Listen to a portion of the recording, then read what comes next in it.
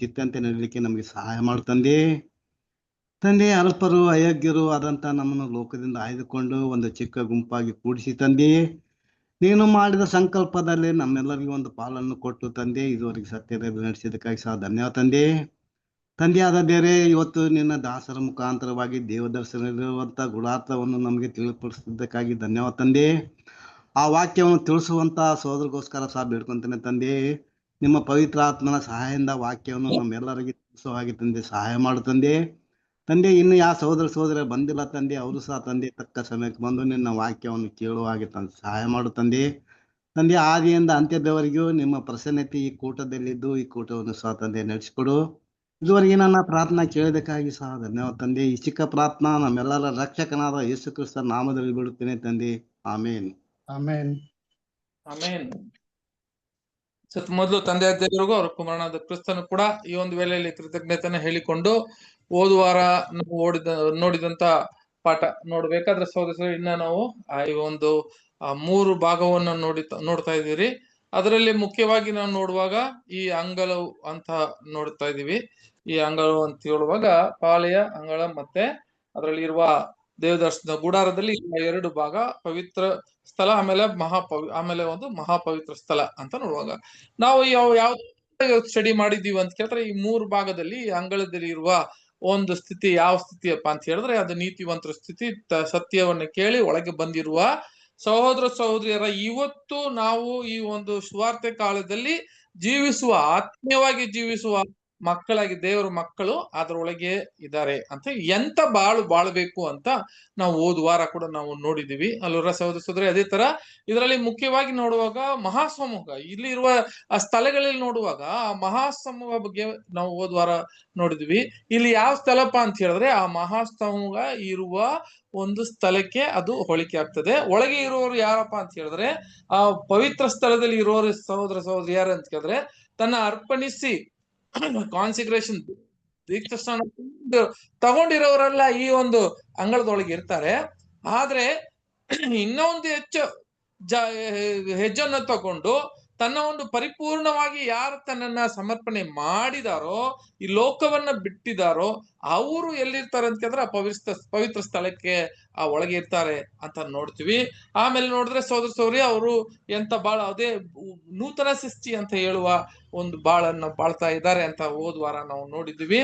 ಆಮೇಲೆ ಅದನ್ನ ಯಾರು ಜಯ ಹೊಂದುತ್ತಾರೋ ಅವ್ರು ಎಲ್ಲಿ ಹೋಗ್ತಾರೆ ಅಂತ ಕೇಳಿದ್ರೆ ಆ ಮಹಿಮೆ ಸ್ಥಳಕ್ಕೆ ಮಹಾಪರಿಷ್ಠ ಸ್ಥಳಕ್ಕೆ ಅವ್ರು ಹೋಗ್ತಾರೆ ಅಂತ ಕೂಡ ನಾವು ನೋಡಿದ್ದೀವಿ ಸಹೋದರ ಸಹೋದರಿಯರೇ. ಸರಿ, ಈಗಿರುವಾಗ ನಾವು ಇದನ್ನ ನೋಡುವಾಗ ಒಂದೊಂದು ಸ್ಥಳ ಕೂಡ ಯಾರು ಅಂತ ಹೇಳುವಾಗ ಸಹೋದರ ಸಹೋದರಿಯರು ಮುಖ್ಯವಾಗಿ ನಾವು ಇನ್ನ ಕೂಡ ಅಧಿಕವಾಗಿ ಅದರಲ್ಲಿ ಹೋಗೋಕ್ ಮುಂಚೆ ಅನೇಕ ವಿಷಯಗಳು ನಾವು ಈ ಅಂಗಳದೊಳಗೆ ಇರುವ ವಿಷಯಗಳು ಕೂಡ ನಾವು ನೋಡ್ತೀವಿ. ಯಾವುದು ಅಂತ ಕೇಳಿದ್ರೆ ಸಹೋದರ ಸಹೋದರಿ ಮುಖ್ಯವಾಗಿ ನಾವು ಈ ಅಂಗಳ ಆ ಸೈಜ್ ಮೆಷರ್ಮೆಂಟ್ ಏನಾಗಿತ್ತು ಅಂತ ಕೇಳಿದ್ರೆ ಆ ಸೈಜ್ ಎಷ್ಟಿತ್ತು ಅಂತ ಕೇಳಿದ್ರೆ 100ಗೆ 50 ಆಗಿತ್ತು ಅಂತ ಹೇಳಿದ್ರೆ 2 ಕಡೆ ಅದು 100 ಇನ್ನೊಂದು 2 ಕಡೆ 50 ಆಗಿತ್ತು ಅಂತ ನೋಡ್ತೀವಿ. ಅದರಲ್ಲಿ ಎಷ್ಟಪ್ಪ ಕಂಬಗಳು ಇತ್ತು, ಆ ಕಂಬಗಳು ಎಷ್ಟಿತ್ತು ಅಂತ ಹೇಳಿದ್ರೆ ಒಂದು ಕಡೆ 20, 2 ಕಡೆ 20 ಇನ್ನೊಂದು 2 ಕಡೆ 10 ಇತ್ತು ಅಂತ ನೋಡ್ತೀವಿ ಅಲ್ವರ.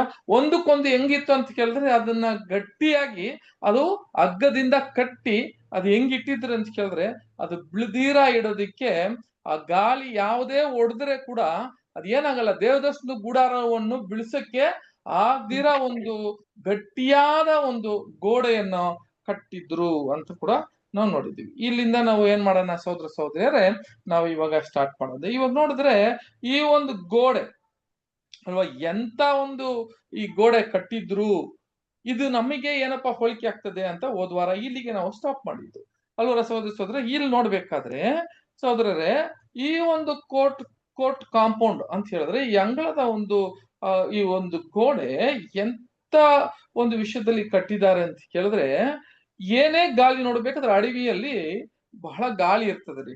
ಆ ಗಾಳಿ ಮಾತ್ರ ಇಲ್ಲ, ಅದನ್ನು ಗಾಳಿ ಹೊಡೆದ್ರೆ ಇಲ್ಲಿ ಇರುವ ಆ ಗೋಡೆಗಳೆಲ್ಲ ಸ್ವಲ್ಪ ಲೂಸ್ ಆಗಿದ್ಬಿಟ್ರೆ ಕೂಡ ಅದನ್ನ ಕೆಳಗ್ ಬಿದ್ದೋಗುತ್ತೆ. ಹಾಗಿರುವಾಗ ಅದು ಹೆಂಗಿರ್ಬೇಕಂದ್ರೆ ಅಷ್ಟು ಟೈಟ್ ಆಗಿ ಅದನ್ನ ಕಟ್ಟಿರ್ಬೇಕು.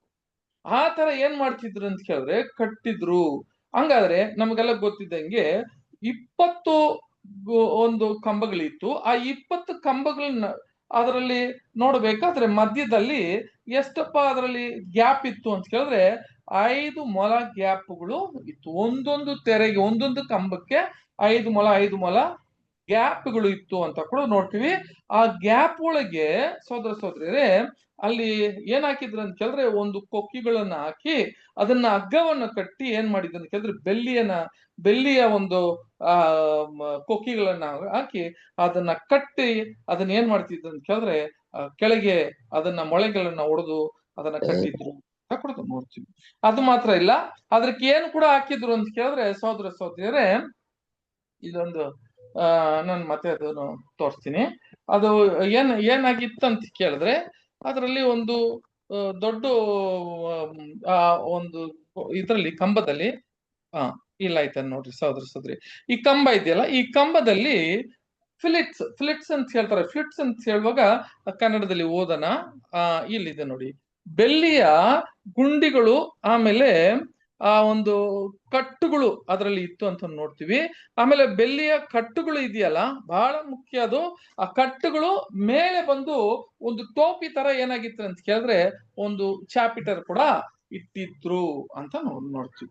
ಸರಿ, ಇವೆಲ್ಲ ನಮಗೇನಪ್ಪ ಪಾಠ ಇದರಲ್ಲಿ, ನಮಗೇನಪ್ಪ ಈ ಒಂದು ಇದರಲ್ಲಿ ಪಾಠ ಇವಾಗ ಅಂಗಳದಲ್ಲಿ ಅಂತ ಹೇಳಿದ್ರೆ ಇವಾಗ ನೋಡೋಣ ರೀ ಸಹೋದರ ಸಹೋದರಿ. ಮೊದಲು ನಾವು ಏನ್ ನೋಡ್ಬೇಕು ಅಂತ ಕೇಳಿದ್ರೆ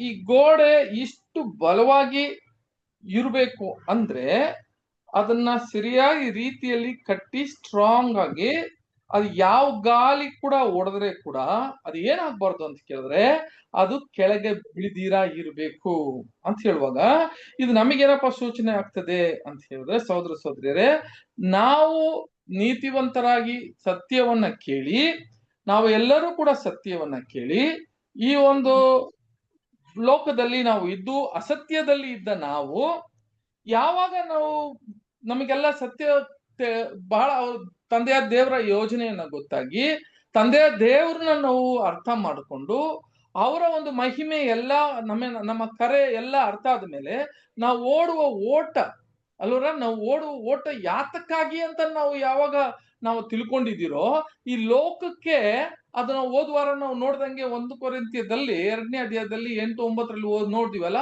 ಅವ್ರ ಕಿವಿ ಕೇಳೂ ಇಲ್ಲ, ಅವ್ರ ಕಣ್ಣು ಕಾಣ್ಲಿಲ್ಲ, ಹೃದಯಕ್ಕೆ ಏನಾಗ್ಲಿಲ್ಲ, ಅದು ಅರ್ಥ ಕೂಡ ಆಗ್ಲಿಲ್ಲ ಮಹಿಮೆ ಅಂತ ನಾವು ನೋಡಿದೀವಿ.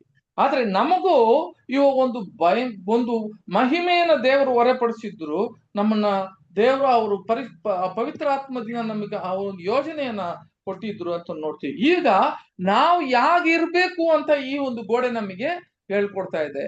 ಯಾಗಿರ್ಬೇಕು ಅಂತ ಕೇಳಿದ್ರೆ ನಾವು ಸಹೋದರ ಸಹೋದರಿಯರೇ ನಾವು ನೋಡ್ರಿ, ನಮ್ಮ ಗೋಡೆ ಯಾವ ಒಂದು ಗಾಳಿ ಹೊಡೆದ್ರೆ ಕೂಡ ನಮ್ಮ ನಂಬಿಕೆ ನಮ್ಮ ವಿಶ್ವಾಸ ಏನಾಗ್ಬಾರ್ದು ಗೊತ್ತಾ,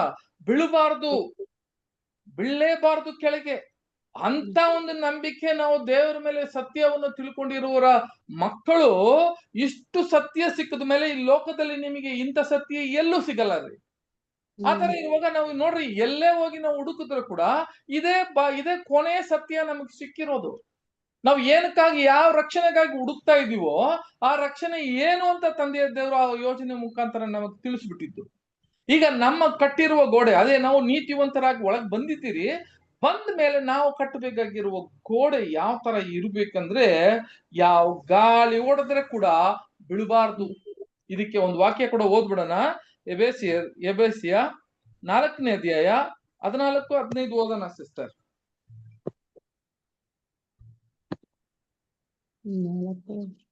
ನಾವು ಇನ್ನು ಮೇಲೆ ಕೂಸುಗಳಾಗಿರಬಾರದು, ದುರ್ಜನರ ವಂಚನೆಗೂ ದುರ್ಬೋಧಕರ ಕುಯುಕ್ತಿಗೂ ಒಳಬಿದ್ದು ನಾನಾ ಉಪದೇಶಗಳಿಂದ ಕಂಗೆಟ್ಟು ಗಾಳಿಯಿಂದ ಅತ್ತ ಇತ್ತ ನೂಕಿಸಿಕೊಂಡು ಹೋಗುವವರಾಗಿರಬಾರದು. ಪ್ರೀತಿಯಿಂದ ಸತ್ಯವನ್ನು ಅನುಸರಿಸುತ್ತಾ ಬೆಳೆದು ಎಲ್ಲಾ ವಿಷಯಗಳಲ್ಲಿಯೂ ಕ್ರಿಸ್ತನ ಐಕ್ಯವನ್ನು ಹೊಂದುತ್ತಾ ಬರಬೇಕು. ನೋಡಿದ್ರೆ ಸಹೋದರ ಸಹೋದರಿ ನೋಡಿದ್ರಾ? ಸೊ ಆಗಿರುವಾಗ ಇವಾಗ ನಮಗೆ ಏನ್ ಹೇಳ್ತಾರೆ ಅಂತ ಕೇಳಿದ್ರೆ, ಈ ವಾಕ್ಯ ಹೆಂಗಿರ್ಬೇಕಂತ ದೇವರ ಮಕ್ಕಳು ಕ್ರಿಸ್ತನಲ್ಲಿ ಹೆಂಗಿರ್ಬೇಕಂದ್ರೆ ಸಹೋದರ ಸಹೋದರಿಯರೇ, ಯಾವೊಂದು ತಪ್ಪಾದ ಬೋಧನೆ ಆ ಬೋಧನೆಯಿಂದನೂ ಇಲ್ಲಿದ್ದಂತ ಯಾವ ತರ ಬೋಧನೆ ಅಂತ ಹೇಳ್ತಾರೆ ಅಂತ ಕೇಳಿದ್ರೆ ಮತ್ತೆ ಓದೋಣ ಸಿಸ್ಟರ್. ಅದ್ ಹೆಂಗಂದ್ರೆ ನಾವು ಇನ್ಮೇಲೆ ಕೂಸುಗಳಾಗಿ ಇರಬಾರ್ದು ಅಂತ ಹೇಳ್ಬಿಟ್ರು ಅಲ್ವರ. ಕೂಸುಗಳಾಗಿ ಇರಬಾರ್ದು. ಹಂಗಾದ್ರೆ ಹೆಂಗೆ ಇರ್ಬಾರ್ದು? ದುರ್ಜನರ ಏನ್ರಿ ವಂಚನೆಗೂ ದುರ್ಬೋಧಕರ ವಂಚನೆಗೂ ದುರ್ಬೋಧನೆಗೂ ನಾವು ಏನಾಗ್ಬಾರ್ದಂತೆ. ಈ ಗಾಳಿಗೆ ನಾವು ಏನಾಗ್ಬೇಕಂದ್ರೆ ಉಪದೇಶಕ್ಕೂ ನಾವು ಏನಾಗ್ಬಾರ್ದು ಅಂತ ಕೇಳಿದ್ರೆ ಬೀಳಬಾರ್ದು ಅಂತ ನಮ್ಮಲ್ಲಿ ಏನಿರ್ಬೇಕಂತ ಕೇಳಿದ್ರೆ ಸಹೋದರ ಸಹೋದರಿ ಸ್ಟ್ರಾಂಗ್ ಆಗಿ ಇರ್ಬೇಕು. ಅದು ಮಾತ್ರ ಅಲ್ಲ, 15ನೇ ವಾಕ್ಯ ಓದೋಣ ಬುದ್ಧ. ಪ್ರೀತಿಯಿಂದ ಸತ್ಯವನ್ನು ಅನುಸರಿಸುತ್ತಾ ಬೆಳೆದು ಎಲ್ಲಾ ವಿಷಯಗಳಲ್ಲಿಯೂ ಕ್ರಿಸ್ತನ ಐಕ್ಯವನ್ನು ಹೊಂದುತ್ತಾ ಬರಬೇಕು. ನೋಡಿದ್ರ ಹಂಗಾದ್ರೆ ಪ್ರೀತಿಯಿಂದ ಸತ್ಯವನ್ನು ನೋಡ್ಬೇಕಾದ್ರೆ ಸಹೋದರ ಸಹೋದರರೇ, ಇಲ್ಲಿ ಕಟ್ಟಿದ್ದ ಆ ಕಂಬ ಯಾವ್ದ್ರಲ್ಲಿ ಕಟ್ಟಿದ್ರು ಅಂತ ಕೇಳಿದ್ರೆ ಒಂದು ಹಗ್ಗದಲ್ಲಿ ಕಟ್ಟಿದ್ರು ಅಲ್ವರ. ಒಂದು ಹಗ್ಗವನ್ನ ಹೆಂಗೆ ನಿಲ್ಲುತ್ತೆ ಇದು, ಈ ಕಂಬ ಹೆಂಗೆ ನಿಲ್ಲುತ್ತೆ ಅಂತ ಕೇಳಿದ್ರೆ, ಮೊದಲು ನಮಗ್ ಗೊತ್ತಿದ್ದಂಗೆ ಕಂಬದ ಬಗ್ಗೆ ಮುಂಚೆನೆ ನಾವು ಮಾತಾಡಿದೀವಿ. ಜಾಲಿ ಮರ. ಜಾಲಿ ಮರ ಅಂದ್ರೆ ಯಾರು ಅಂತ ಹೇಳಿದ್ರೆ, ಆ ಜಾಲಿ ಮರ ಎಷ್ಟು ತೂಕ ಇದೆ ಅಂತ ನಮ್ಗೆ ಗೊತ್ತು, ಬಹಳ ತೂಕ ಇರಲ್ಲ. ಅದೇ ತರ ಬಂದು ಆ ಜಾಲಿ ಮರ ಯಾರಿಗೆ ಹೋಲಿಕೆ ಆಗ್ತದೆ ಅಂತ ಕೇಳಿದ್ರೆ, ಒಂದು ನೀತಿವಂತರಿಗೆ ಅಂತ ಕೇಳಿದ್ರೆ ಆದಾಮ್ನಿಂದ ಬಂದಿರುವ ಯಾರ್ರಿ ನೀತಿವಂತರಾಗಿ ಇವಾಗಿರೋರು. ಆದಾಮ್ನಿಂದ ಬಂದಿರೋ ಸಂತತಿ ಅಲ್ಲ. ಈಗ ಕ್ರಿಸ್ತನಲ್ಲಿ ಯಾರಪ್ಪ ನೀತಿವಂತರಾಗಿದ್ದಾರೋ ಅವರಿಗೆ ಅದು ಹೋಲಿಕೆ ಆಗ್ತದೆ ರೀ. ಅದು ಏನಾಗುತ್ತೆ ಅಂತ ಕೇಳಿದ್ರೆ, ತನ್ನ ಸುಟ್ಟ ನಿತ್ಯ ಜೀವ ಪಡ್ಕೊಂಡು ಇರೋರು, ಯಾರು ನಿತ್ಯ ಜೀವ ಪಡ್ಕೊಂಡಿದ್ದಾರೋ ಅವರಿಗೆ ಹೋಲಿಕೆ ಆಗ್ತದೆ. ಹಾಗಾದ್ರೆ ಆ ಕಂಬ ನಿಲ್ಬೇಕು ಅಂತ ಹೇಳಿದ್ರೆ ಅದಕ್ಕೆ ಬಹಳ ಮುಖ್ಯವಂತ ಏನಿರ್ಬೇಕಂತ ಹೇಳಿದ್ರೆ, ಅದರ ಒಂದು ಕೆಳಗೆ ಕಾಳುಗಳು, ಆ ಕಳುಗಳು ಇದೆಯಲ್ಲ, ಅದು ತಾಮ್ರದಲ್ಲಿ ಇರಬೇಕು ಅಂತ ಹೇಳ್ಬಿಟ್ರು ಅಲ್ವರ. ಆ ತಾಮ್ರದಲ್ಲಿ ಇರಬೇಕು ಅಂದ್ರೆ ಏನು ಫಸ್ಟ್ ಅಂತ ಕೇಳಿದ್ರೆ, ತಾಮ್ರ ಇವಾಗ ಏನರ್ಥ ಅಂತ ಕೇಳಿದ್ರೆ ನಮ್ಗೆಲ್ಲ ಗೊತ್ತಿದ್ದಂಗೆ ಪರ್ಫೆಕ್ಟ್ ಹ್ಯೂಮನ್ ಬೀಯಿಂಗ್, ಪರಿಪೂರ್ಣದ ಒಂದು ಮನುಷ್ಯನ ಸ್ಥಿತಿನ ಮೊದಲು ತೋರಿಸ್ತದೆ. ಹಾಗಾದ್ರೆ ನಾವು ದೇವರ ಯೋಜನೆಯನ್ನು ಸತ್ಯವನ್ನು ಕೇಳಿ ಈ ಯೋಜನೆ ಒಳಗೆ ಬರಕ್ಕೆ ಮುಂಚೆ ಒಂದೇ ಸಾರಿಗೆ ನಾವು ಏನಾಗೋದಕ್ಕೆ ಸಾಧ್ಯ ಇಲ್ಲ ಅಂತ ಹೇಳಿದ್ರೆ, ದೂತರ ಒಂದು ಸ್ಥಳಕ್ಕೆ ಹೋಗೋದಕ್ಕೋ ಅಮರತ್ವನ ಪಡೆಯೋದಕ್ಕೋ ನಾವು ಹೋಗೋದಕ್ಕೆ ಸಾಧ್ಯವಾಗೋದಿಲ್ಲ. ಹಾಗಾದ್ರೆ ಮೊದಲು ನಾವು ಎಲ್ಲಿ ಯಾವ ಸ್ಥಿತಿಗೆ ಬರ್ಬೇಕು ಅಂತ ಹೇಳ್ತಾ ಇದಾರೆ ಅಂತ ಕೇಳಿದ್ರೆ, ನಾವು ಬಿದ್ದಿರೋದು ಮನುಷ್ಯನ ಒಂದು ಪರಿಪೂರ್ಣತೆಯಿಂದ ನಾವು ಬಿದ್ದಿದ್ದೀವಿ. ಹಾಗಾದ್ರೆ ನಾವು ಮತ್ತೆ ಮನುಷ್ಯನ ಸ್ಥಿತಿಗೆ ಬರ್ಬೇಕು. ಮನುಷ್ಯನ ಸ್ಥಿತಿಗೆ ಬರ್ಬೇಕಂದ್ರೆ ಏನು, ಆ ಒಂದು ತಾಮ್ರ ಮೇಲೆ ನಿಂತ್ಕೊಳ್ತದೆ ಇದು ಈ ಒಂದು ಜಾಲಿ ಮರ. ಆ ತಾಮ್ರ ಏನಪ್ಪಾ ನಮಗೆ ಹೇಳುತ್ತೆ ಅಂತ ಕೇಳಿದ್ರೆ, ನಾವು ಮನುಷ್ಯತನ ನಮ್ಮಲ್ಲಿ ಇರ್ಬೇಕ್ರಿ. ಮನುಷ್ಯತನ ಏನ್ ಇರ್ಬೇಕು ನಮ್ಮಲ್ಲಿ ಅಂತ ಮೊದಲು ನಮ್ಮ ನೋಡ್ರಿ, ದೇವ್ರು ಯಾವಾಗೂ ಏನ್ ಹೇಳ್ತಾರೆ, ಒಬ್ಬರನ್ನ ಪ್ರೀತಿ ಮಾಡೋದು ಅಲ್ವರ. ಒಬ್ಬರಿಗೆ ಒಬ್ರು ಏನ್ ಮಾಡ್ಬೇಕಂದ್ರೆ ಒಬ್ರಿಗೆ ಎನ್ಕರೇಜ್ ಮಾಡೋದು. ನಮ್ಮಲ್ಲಿ ಮನುಷ್ಯತ್ವ ಮೊದಲು ಇರ್ಬೇಕು.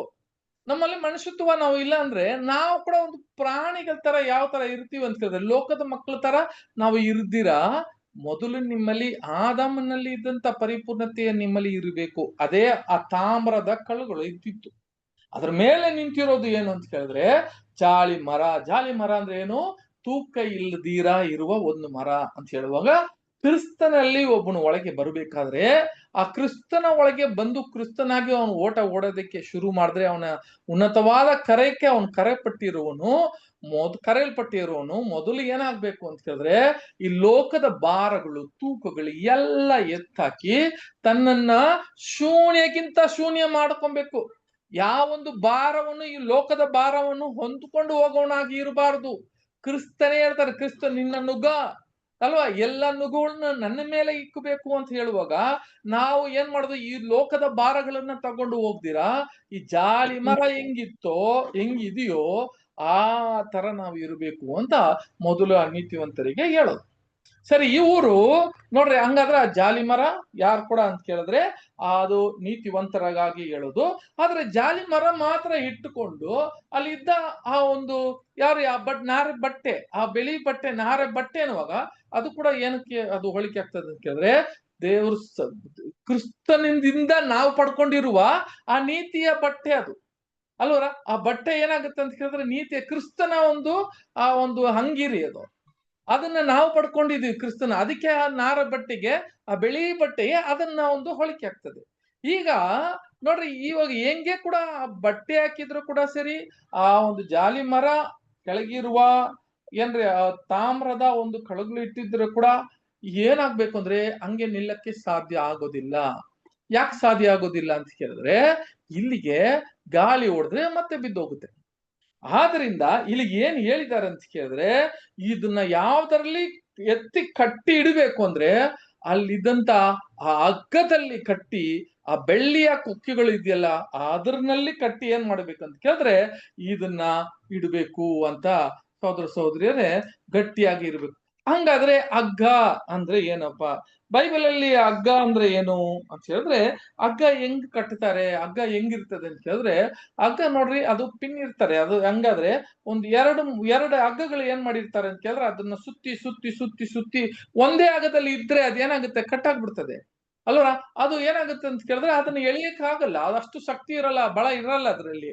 ಆದ್ರೆ ಎರಡು ಹಗ್ಗವನ್ನು ಸುತ್ತಿರ್ತಾರೆ. ಅದನ್ನ ಎರಡು ಹಗ್ಗವನ್ನು ಸುತ್ತಿ ಸುತ್ತಿ ಸುತ್ತಿ ಏನ್ ಮಾಡ್ತಾರೆ, ಬಹಳ ಒಂದು ಸ್ಟ್ರಾಂಗ್ ಆಗಿರೋದು, ಯಾವ್ದು ಬೇಕಾದ್ರೂ ಎಳೆದು ಹಿಡಿಯಕ್ಕೆ ಅಷ್ಟು ಬಲ ಇರೋ ಅಂತ ಹಗ್ಗ ಅಂತ ಹೇಳ್ತಾರೆ. ಹಾಗಾದ್ರೆ ಈ ಹಗ್ಗ ನಮಗೇನಪ್ಪ ಹೋಲಿಕೆ ಆಗ್ತದೆ ಅಂತ ಕೇಳುವಾಗ ಇವಾಗ ಓದಿದೀವಲ್ಲ ಸಹೋದರ ಸಹೋದರಿಯರೇ, ನಾವು ಈ ಒಂದು ತಪ್ಪಾದ ಬೋಧನೆಯಲ್ಲಿ ವಂಚನೆಯಲ್ಲಿ ಈ ಲೋಕದ ವಂಚನೆಯಲ್ಲಿ ನಾವು ಬೆಳೆದಿರಾ ಇರಬೇಕು ಅಂದ್ರೆ ನಮ್ಮಲ್ಲಿ ಬಹಳ ಮುಖ್ಯವಂತ ಇರುವ ಈ ಹಗ್ಗ ಅಂತ ನಾವು ಆ ಹಗ್ಗವಾಗಿ ನಾವು ಇರಬೇಕಂದ್ರೆ ಮೊದಲು ನಮ್ಮಲ್ಲಿ ಪ್ರೀತಿಯು ಸತ್ಯವೋ ಎಂಬ ಹಗ್ಗವು ನಮ್ಮಲ್ಲಿ ಕಟ್ಟಿರಬೇಕು ಅಂತ ಹೇಳ್ತಾರೆ.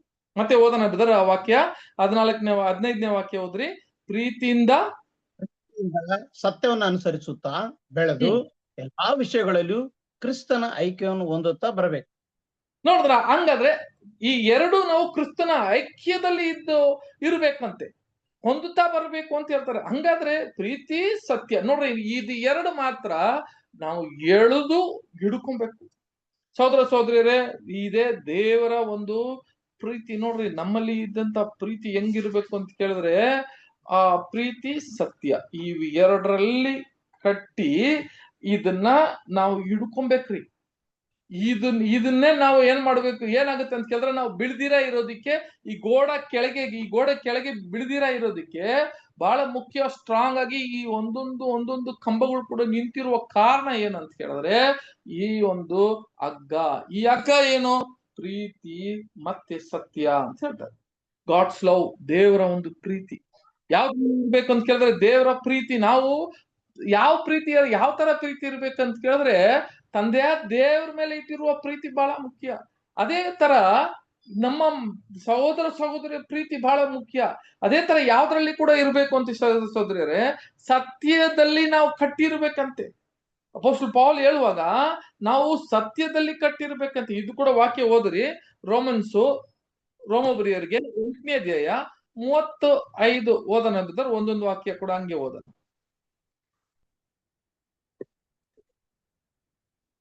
ಕ್ರಿಸ್ತನ ಪ್ರೀತಿಯಿಂದ ನಮ್ಮನ್ನು ಅಗಲಿಸುವವರು ಯಾರು? ಕಷ್ಟವೋ, ಸಂಕಟವೋ, ಹಿಂಸೆಯೋ, ಅನ್ನವಿಲ್ಲದಿರುವುದೋ, ವಸ್ತ್ರವಿಲ್ಲದಿರುವುದೋ, ಗಂಡಾಂತರವೋ, ಖಡ್ಗವೋ? ನೋಡಿದ್ರೆ ಹಂಗಾದ್ರೆ ಕ್ರಿಸ್ತನ ಪ್ರೀತಿಯಿಂದ ನಮ್ಮನ್ನ ಅಗಲಿಸುವುದು ಯಾರು ಅಂತ ಹೇಳ್ತಾರೆ. ಹಂಗಾದ್ರೆ ನೋಡ್ರಿ, ಆ ಪ್ರೀತಿ ಒಳಗೆ ನಾವು ಇದ್ದು ಬಿಟ್ರೆ, ಸತ್ಯದೊಳಗೆ ಇದ್ದು ಬಿಟ್ರೆ ಯಾವ್ದ್ರಲ್ಲಿ ನಮ್ಮನ್ನ ಅಗಲುತ್ತದೆ?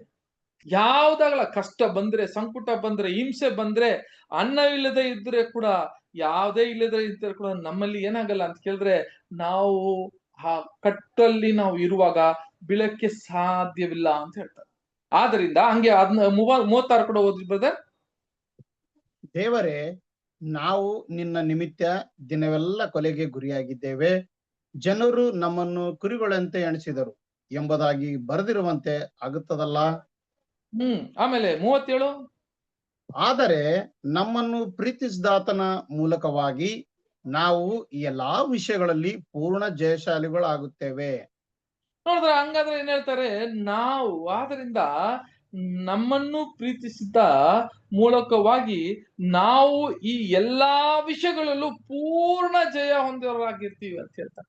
ನೋಡಿದ್ರೆ ಹಾಗಾದ್ರೆ ಪ್ರೀತಿ ನಮ್ಮಲ್ಲಿ ಇರುವಾಗ, ಸತ್ಯ ಎರಡು ನಾವು ಕೈಯಲ್ಲಿ ಇಟ್ಟುಕೊಂಡು ಇರುವಾಗ, ಅದನ್ನ ಗಟ್ಟಿಯಾಗಿ ನಾವು ಇರುವಾಗ, ನಾವು ಗೋಡೆ ಕೆಳಗೆ ಎಂತ ಒಂದು ತಪ್ಪಾದ ಬೋಧನೆ, ಅದು ದುರ್ಬೋಧನೆಗಳು ಯಾವ್ದು ಬಂದ್ರೆ ಕೂಡ ನಾವು ಬೀಳ್ದಿರ ಇರೋದಕ್ಕೆ ಕಾರಣ ಏನಂದ್ರೆ ಎರಡು ಬಹಳ ವಿಷಯ, ಈ ಸತ್ಯ ಪ್ರೀತಿ. ನಾವು ಏನಾಗ್ಬೇಕು ಸಹೋದರ ಸಹೋದರಿ, ಅದ ಗಟ್ಟಿಯಾಗಿ ನಮ್ಮಲ್ಲಿ ಇರಬೇಕು. ನಮ್ಮಲ್ಲಿ ಆ ಸತ್ಯ ಆಳವಾಗಿ ಇರಬೇಕು. ಆದ್ದರಿಂದ ಏನಾಗ್ತದೆ ಅಂತ ಕೇಳಿದ್ರೆ ಈ ಒಬ್ಬರು ಕೂಡ ನಮ್ಮನ್ನ ಏನಾಗಲ್ಲ ಕ್ರಿಸ್ತನ ಪ್ರೀತಿಯಿಂದ ನಮ್ಮನ್ನ ಸಪರೇಟ್ ಮಾಡಕ್ಕಾಗೋದಿಲ್ಲ, ಆಗೋದಿಲ್ಲ. ಆ ತರ ಇರುವಾಗ ಸಹೋದರ ಸಹೋದರಿ 37ನೇ ವಾಕ್ಯ ಕೂಡ ಓದೋಣ. 37. ಆದರೆ ನಮ್ಮನ್ನು ಪ್ರೀತಿಸಿದಾತನ ಮೂಲಕವಾಗಿ ನಾವು ಈ ಎಲ್ಲಾ ವಿಷಯಗಳಲ್ಲಿ ಪೂರ್ಣ ಜಯಶಾಲಿಗಳಾಗುತ್ತೇವೆ. 38, 39. ಹೇಗೆಂದರೆ ಮರಣವಾಗಲಿ, ಜೀವವಾಗಲಿ, ದೇವದೂತರಾಗಲಿ, ದುರಾತ್ಮಗಳಾಗಲಿ, ಈಗಿನ ಸಂಗತಿಗಳಾಗಲಿ, ಮುಂದಣ ಸಂಗತಿಗಳಾಗಲಿ, ಮಹತ್ವಗಳಾಗಲಿ, ಮೇಲಣ ಲೋಕವಾಗಲಿ, ಕೆಳಗಣ ಲೋಕವಾಗಲಿ, ಬೇರೆ ಯಾವ ಸೃಷ್ಟಿಯಾಗಲಿ ನಮ್ಮನ್ನು ನಮ್ಮ ಕರ್ತನಾದ ಯೇಸು ಕ್ರಿಸ್ತನಲ್ಲಿ ತೋರಿ ಬಂದ ದೇವರ ಪ್ರೀತಿಯಿಂದ ಅಗಲಿಸಲಾರವೆಂದು ನನಗೆ ನಿಶ್ಚಯ ಉಂಟು. ಸಹೋದರ ಸಹೋದರರೇ, ಹೀಗಿರುವಾಗ ಮರಣವಾಗ್ಲಿ, ಜೀವವಾಗ್ಲಿ, ದೇವದೂತರಾಗ್ಲಿ, ಮೇಲಾಗ್ಲಿ, ಕೆಳಗಾಗ್ಲಿ, ಯಾರೇ ಆಗ್ಲಿ ಕೂಡ ನಮ್ಮ ಕ್ರಿಸ್ತನಲ್ಲಿ ದೇವರ ಪ್ರೀತಿಯಿಂದ ನಮ್ಮನ್ನ ಅಗಲಿಕೊಳ್ಳಕ್ ಆಗೋದೇ ಇಲ್ಲ ಅಂತ ಹೇಳ್ತಾ ಇದ್ದಾರೆ. ಹಂಗಾದ್ರೆ ನಾವು ಎಂತ ಪ್ರೀತಿಯಲ್ಲಿ ಇರ್ಬೇಕಂದ್ರೆ ನಮ್ಮಲ್ಲಿ ಒಂದು ಹಗ್ಗ ಇರಬೇಕು. ಸಹೋದರ ಸಹೋದರಿಯರ, ಆ ಹಗ್ಗ ಏನು ಅಂತ ಹೇಳಿದ್ರೆ ನಾವ್ ಹೇಳ್ತೀವಲ್ಲ, ಈ ಪ್ರೀತಿಯಲ್ಲಿ ಇದು ಬಿಟ್ರೆ ಯಾವ್ದು ಕೂಡ ನಮ್ಮನ್ನ ಅಲ್ಲಾಡ್ಸೋಕ್ ಆಗೋದಿಲ್ಲ. ಎಂತ ಗಾಳಿ ನಮ್ಮಲ್ಲಿ ಬಂದ್ರೆ ಕೂಡ ನಮ್ಮನ್ನ ಬಿಡಿಸೋಕೆ ಆಗೋದಿಲ್ಲ ಅಂತ ಹೇಳ್ತಾರೆ. ಆ ತರ ಕಟ್ಟಿದ್ರಂತೆ ಈ ಗೋಡೆ.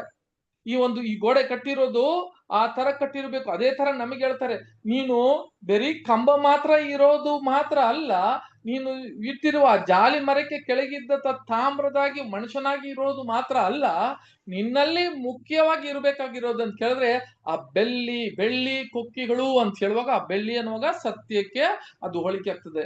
ಅದರಿಂದ ಸತ್ಯದಿಂದ ನಾವು ಏನಾಗ್ಬೇಕಂದ್ರೆ ಹಗ್ಗವನ್ನು ಕಟ್ಟಿ ಅಂತ ಕೇಳಿದ್ರೆ ಅದು ತಂದೆಯಾದ ದೇವರ ಪ್ರೀತಿ ಅಂತ ನೋಡ್ತೀವಿ ಅಲ್ವಾ ಸಹೋದರ ಸಹೋದರ. We never ever fear. ನೋಡ್ರಿ, ನಮಗೆ ಇದೆಲ್ಲ ಇರುವಾಗ ನಾವು ಯಾವ್ದಕ್ಕೂ ಭಯ ಪಡಲ್ಲ ರೀ ಸಹೋದರ ಸಹೋದರಿ. ನೋಡ್ಬೇಕಾದ್ರೆ ಇವತ್ತು ನೋಡ್ರಿ, ಇದು ಯಾವುದು ಕೂಡ ನಮಗೆ ಭಯ ಇಲ್ಲ. ಈ ಮರಣವಾಗ್ಲಿ, ಜೀವವಾಗ್ಲಿ, ಯಾವ್ದಕ್ಕೂ ಭಯ ಇಲ್ಲ. ಯಾಕಂದ್ರೆ ನಮ್ಗೆ ಯೋಜನೆ ಗೊತ್ತಿದೆ. ನಮ್ಮ ಫೋಕಸ್ ಎಲ್ಲಿದೆ ಅಂತ ಕೇಳಿದ್ರೆ ದೇವರ ರಾಜ್ಯ.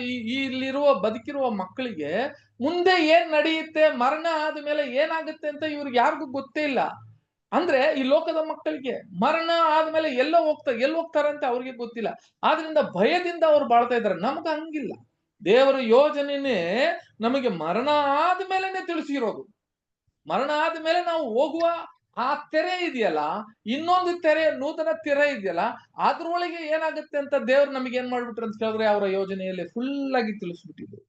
ಆದ್ರಿಂದ ನಾವು ಯಾವ್ದಕ್ಕೂ ಭಯ ಪಡೋದೇ ಇಲ್ಲ. ನೋಡ್ರಿ, ಏನಂತ ಕೇಳಿದ್ರೆ ಈ ಲೋಕದಲ್ಲಿ ನೋಡ್ಬೇಕಾದ್ರೆ ಎಂತ ಒಂದು ಯುದ್ಧಗಳು ನಡೀತವೆ. ಒಂದೊಂದು ಯುದ್ಧಗಳು ಇಸ್ರೇಲ್ ಅಲ್ಲಿ ನಡೆಯೋದು. ಆಮೇಲೆ ಈ ಲೋಕ ನೋಡುವಾಗ, ಎಲ್ಲಾ ಕಡೆ ನೋಡುವಾಗ ಎಲ್ಲರಿಗೂ ಭಯ. ಏನಂತ ಕೇಳಿದ್ರೆ ಕೆಲವರೆಲ್ಲ ಏನ್ ಹೇಳ್ತಾರೆ, ಈ ಲೋಕ ಆದಷ್ಟು ಇದು ಒಂದೇನಾಗುತ್ತೆ ಅಂತ ಕೇಳಿದ್ರೆ ಲೋಕ ಸಮೀಪವಾಗಿ ಇನ್ನು ಅದು ಮುಗಿಯುತ್ತದೆ, ಕ್ಲೋಸ್ ಆಗ್ಬಿಡ್ತದೆ. ಈಗ ಎಲ್ಲ ಏನಾಗ್ಬಿಡ್ತದೆ ಅಂತ ಕೇಳಿದ್ರೆ ಪುಡಿ ಆಗ್ಬಿಡ್ತದೆ. ಇವಾಗೆಲ್ಲ ಈ ಯುದ್ಧಗಳು ಆಗಿರೋದ್ರಿಂದ ನಾವೆಲ್ಲ ಕಡೆ ಸತ್ತೋಗ್ತೀವಿ ಅಂತ ಎಲ್ಲ ಭಯ ಪಟ್ರೆ ಕೂಡ ನಮಗೆ ಆ ಭಯ ಇಲ್ಲ ನೋಡ್ರಿ. ಹೌದು ಸಹೋದರ ಸಹೋದರಿಯರೇ, ಎಲ್ಲರೂ ಏನು ಭಯ ಪಡ್ತಾರೆ ಅಂತ ಕೇಳಿದ್ರೆ ಅಮೆರಿಕಾದಲ್ಲಿ ಎಲ್ಲ ಕೆಲಸ ಹೋಗುತ್ತೆ. ಇಂಡಿಯಾ ಏನಾಗುತ್ತೆ ಅಂತ ಕೇಳಿದ್ರೆ ನಾವಿರೋ ಜಾಗದಲ್ಲಿ ಎಲ್ಲ ಎಕನಾಮಿಕ್ ಎಲ್ಲ ಡ್ರಾಪ್ ಆಗ್ಬಿಡ್ತದೆ ನಮಗೆ ಅಂತ ಹೇಳಿ ನಮಗೆ ಊಟ ಕೂಡ ಸಿಗಲ್ಲ ಅಂತ ಹೇಳುವಾಗ ನಾವು ಅದಕ್ಕೆ ಭಯ ಪಡೋದೇ ಇಲ್ಲ ರೀ. ನಾವು ಯಾರು ಭಯ ಪಡೋರು ಯಾರು ಇಲ್ಲ. ಅದೇ ತರ ನೋಡಿದ್ರೆ ಕೊರೋನಾ ಬಂತು. ಕೊರೋನಾ ಬರುವಾಗ ಹೆಂಗಿತ್ತು ಅಂತ ಕೇಳಿದ್ರೆ ಒಬ್ಬೊಬ್ರು ಕೂಡ ಜೀವಕ್ಕಾಗಿ ಭಯ ಪಟ್ಟುಕೊಂಡು ಅವ್ರವ್ರ ಮನೆಯಲ್ಲಿ ಇದ್ದು ಬಿಟ್ಟಿದ್ರು. ಎಲ್ಲರಿಗೂ ಈ ಶಾಪ, ಆ ಒಂದು ಕೊರೋನಾ ಹೆಂಗಿತ್ತು ಅಂತ ಕೇಳಿದ್ರೆ ಲೋಕದ ಮಕ್ಕಳು ಎಲ್ಲ ಭಯ ಪಟ್ಟುಕೊಂಡು ಅದು ದೊಡ್ಡ ಶಾಪವಾಗಿ ಒಳಗಿದ್ರು. ಆದ್ರೆ ದೇವರ ಮಕ್ಕಳು ಮಾತ್ರ ಬಹಳ ದೊಡ್ಡ ಆಶೀರ್ವಾದ ಅದರಲ್ಲಿ ಇತ್ತು ನೋಡ್ರಿ. ಹೌದು ಸಹೋದರ ಸಹೋದರಿಯರೇ, ಆ ಕೊರೋನಾ ಬಂದ ಮೇಲೆನೆ ನಮ್ಮ ಬಾಕ್ಲಲ್ಲಿ ಸತ್ಯ ಬಂದ್ಬಿಡ್ತ್ರಿ. ನಮ್ ಬಾಕಲನ್ನ ತಟ್ಟಿ ಒಬ್ಬರು ಕೂಡ ಆನ್ಲೈನ್ ಅಲ್ಲಿ ಸತ್ಯ ಕೇಳಕ್ಕೆ ದೇವರು ಅಂತ ಒಂದು ಮಹಿಮೆ ನಮ್ಗೆ ಏನ್ ಮಾಡ್ಬಿಟ್ಟು ಅಂತಿದ್ರೆ ಅನುಕೂಲವನ್ನ ಮಾಡ್ಕೊಟ್ಬಿಟ್ರು ಅಂತ ನೋಡ್ತೀವಿ. ಹಾಗಾದ್ರೆ ನೋಡ್ರಿ, ನಾವು ಲೋಕದ ಪ್ರಕಾರ ನಮಗೇನಲ್ಲ ಭಯ ಪಡೋರಲ್ಲ ನಾವು. ಅಂದ್ರೆ ಯಾಕೆ? ತಂದೆಯಾದ ದೇವರ ಪ್ರೀತಿ ಅವ್ರ ಮೇಲೆ, ಆ ಪ್ರೀತಿಯಿಂದ ದೇವರು ನಮಗೆ ಸತ್ಯದ ಮುಖಾಂತರ ತೋರಿಸಿರುವ ಏನ್ರಿ ಒಂದು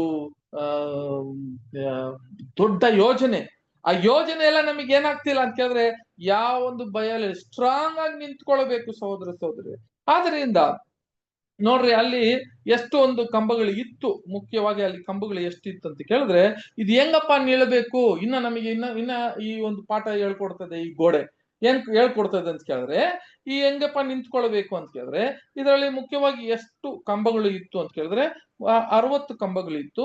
ಒಂದು ಕಡೆ 2 ಕಡೆ 20 ಇನ್ನೊಂದು ಕಡೆ 10 ಇತ್ತು ಅಂತ ಹೇಳ್ತೀವಿ. ಅದೇ ತರ ಸೋದರಿಸಿದ್ರೆ ಇದು ನಿಂತ್ಕೊಳ್ಳೋದಿಕ್ಕೆ ಏನಾಗ್ತದೆ ಅಂತ ಕೇಳಿದ್ರೆ ಒಂದೊಂದು ಗೋಡೆಗೂ ಕೂಡ ಏನಾಗುತ್ತೆ ಕನೆಕ್ಟಿವಿಟಿ ಇದೆ, ಕನೆಕ್ಷನ್ ಇರ್ತದೆ. ಅಂದ್ರೆ ಕನೆಕ್ಷನ್ ಅಂದ್ರೆ ಏನಂತ ಕೇಳಿದ್ರೆ ಒಂದು ಗೋಡೆ ಇನ್ನೊಂದು ಗೋಡೆ ಒಂದು ಕಂಬ ಇನ್ನೊಂದು ಕಂಬವನ್ನು ಯಾವ್ದು ಮುಖಾಂತರ ಎಳ್ಕೊಂಡಿರ್ತದೆ ಅಂತ ಕೇಳಿದ್ರೆ ಅದರ ಹಗ್ಗದ ಮುಖಾಂತರ ಏನಾಗಿರ್ತದೆ ಅಂತ ಕೇಳಿದ್ರೆ ಹಿಡ್ಕೊಂತಿರ್ತದೆ. ನೋಡ್ರಿ ಹೆಂಗಿರ್ತದೆ ಅಂತ ಕೇಳಿದ್ರೆ ಒಂದು ಗೋಡೆ ಇನ್ನೊಂದು ಗೋಡೆಗೆ ಜಾಯಿಂಟ್ ಅಂದ್ರೆ ಕನೆಕ್ಷನ್. ಹಂಗಾದ್ರೆ ಈ 60 ಇದೆಯಲ್ಲ 60 ಇರುವ ಕಂಬಗಳಿಗೂ ಒಂದೊಂದಕ್ಕೂ ಒಂದೊಂದು ಹಿಡ್ಕೊಂಡಿತ್ತು, ಒಂದೊಂದನ್ನ ಹಿಡ್ಕೊಂತ ಇತ್ತು.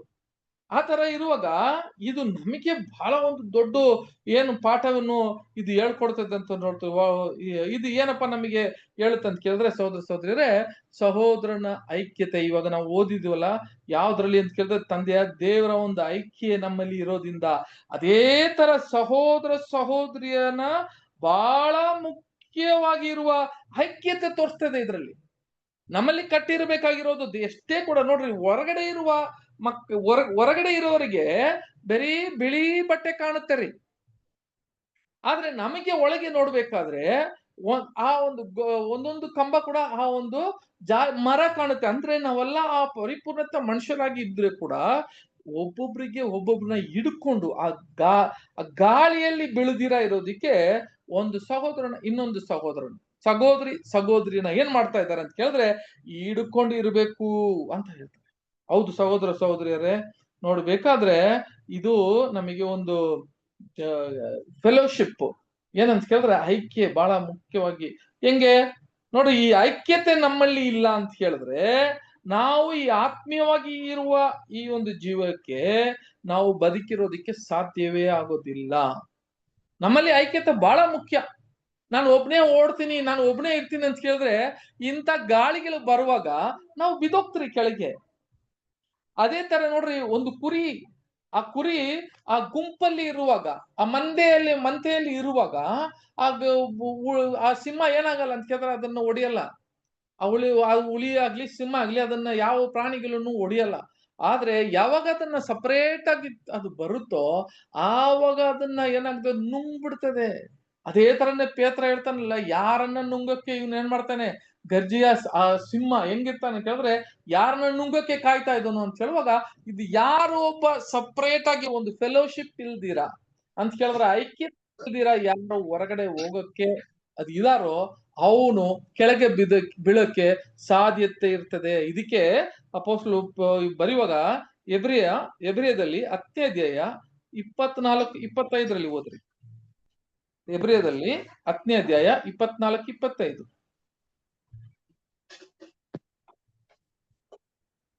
ನಾವು ಪರಸ್ಪರ ಹಿತಚಿಂತಕರಾಗಿದ್ದು ಪ್ರೀತಿಸ್ತಿದ್ದಿರಬೇಕೆಂತಲೂ ಸತ್ಕಾರ್ಯ ಮಾಡಬೇಕೆಂತಲೂ ಒಬ್ಬರನ್ನೊಬ್ಬರು ಪ್ರೇರಿಸೋಣ. ಇಲ್ಲಿ ನೋಡ್ಬೇಕಾದ್ರೆ ಸಹೋದರ ಸಹೋದರಿಯರೇ, ನಾವು ಪರಸ್ಪರ ನೋಡ್ಬೇಕಾದ್ರೆ ಪ್ರೀತಿಯಿಂದಲೂ ಸತ್ಯದಿಂದಲೂ ನಾವು ಏನ್ ಮಾಡ್ಬೇಕು, ಒಬ್ಬರನ್ನ ಏನ್ ಮಾಡ್ಬೇಕಂತೆ, ಏನ್ ಮಾಡ್ಬೇಕು, ಒಬ್ಬರನ್ನೊಬ್ಬರು ಪ್ರೀತಿಸ್ಬೇಕು ಅಂತ ಹೇಳ್ತಾರೆ. ನೋಡಿದ್ರ, ಹಂಗಾದ್ರೆ ನಾವು ಏನಾಗ್ಬೇಕು ಅಂತ ಪ್ರೀತಿಯಿಂದಲೂ ಸತ್ಯದಿಂದಲೂ, ಪ್ರೀತಿಯಿಂದ ಮಾತ್ರ ಅಲ್ಲ ಸತ್ಯದಿಂದಲೂ ಒಬ್ಬರನ್ನ ಪ್ರೀತಿಸ್ಬೇಕು ಅಂತ ಹೇಳ್ತಾರೆ. ಹಂಗಾದ್ರೆ ಈ ಒಂದೊಂದು ಕಂಬಗಳು ಕೂಡ ಇನ್ನೊಂದು ಕಂಬಗಳನ್ನ ಹಿಡ್ಕೊಂಡಿರೋದಿಕ್ಕೆ ಈ ಗಾಳಿಯಲ್ಲಿ ಬಿದ್ದಿಲ್ಲ, ಅದಕ್ಕೆ ಅದು ಸ್ಟ್ರಾಂಗ್ ಆಗಿತ್ತು, ಅಷ್ಟು ಬಲವಾಗಿತ್ತು. ಅದಕ್ಕೆ ನಮಗ್ ಕೂಡ ಏನ್ ಹೇಳ್ತಾರೆ ಅಂತ ಕೇಳಿದ್ರೆ ನೀವು ಕೂಡ ಒಬ್ಬರು ಏನ್ ಮಾಡ್ಬೇಕಂತ ಸಹೋದರ ಸಹೋದರಿಯರೇ, ಪ್ರೀತಿಸಬೇಕು. ಆ ಪ್ರೀತಿ ಬಹಳ ಮುಖ್ಯ ಒಬ್ರಿಗೆ. ಆಮೇಲೆ ವಾಕ್ಯ ಹಂಗೆ ಓದನ, ಸಭೆಯ ಕೆಳಗೆ ಸಭೆಯಾಗಿ ರೂಢಿಯಾಗಿ ಬಿಟ್ಟಿರುವ ಪ್ರಕಾರ ನಾವು ಬಿಟ್ಟು ಬಿಡದೆ ಒಬ್ಬರನ್ನೊಬ್ಬರು ಎಚ್ಚರಿಸೋಣ. ಕರ್ತನು ಪ್ರತ್ಯಕ್ಷ ದಿನವು ಸಮೀಪ ಬರುತ್ತದೆ ಎಂದು ನೀವು ನೋಡುವುದರಿಂದ ಇದನ್ನು ಮತ್ತೆ ಯಾಕಂದ್ರೆ ಸತ್ಯದ ಪರಿಜ್ಞಾನವನ್ನು ನಾವು ಹೊಂದಿದ ಮೇಲೆ ಸಾಕು ಸಾಕು. ಇಲ್ಲಿ ಏನ್ ಹೇಳ್ತಾರೆ ಮತ್ತೆ ಓದಿ ಬದ್ರೆ ನಿಮ್ ವಾಯ್ಸ್ ಬ್ರೇಕ್ ಆಯ್ತು ಅಲ್ಲಿ.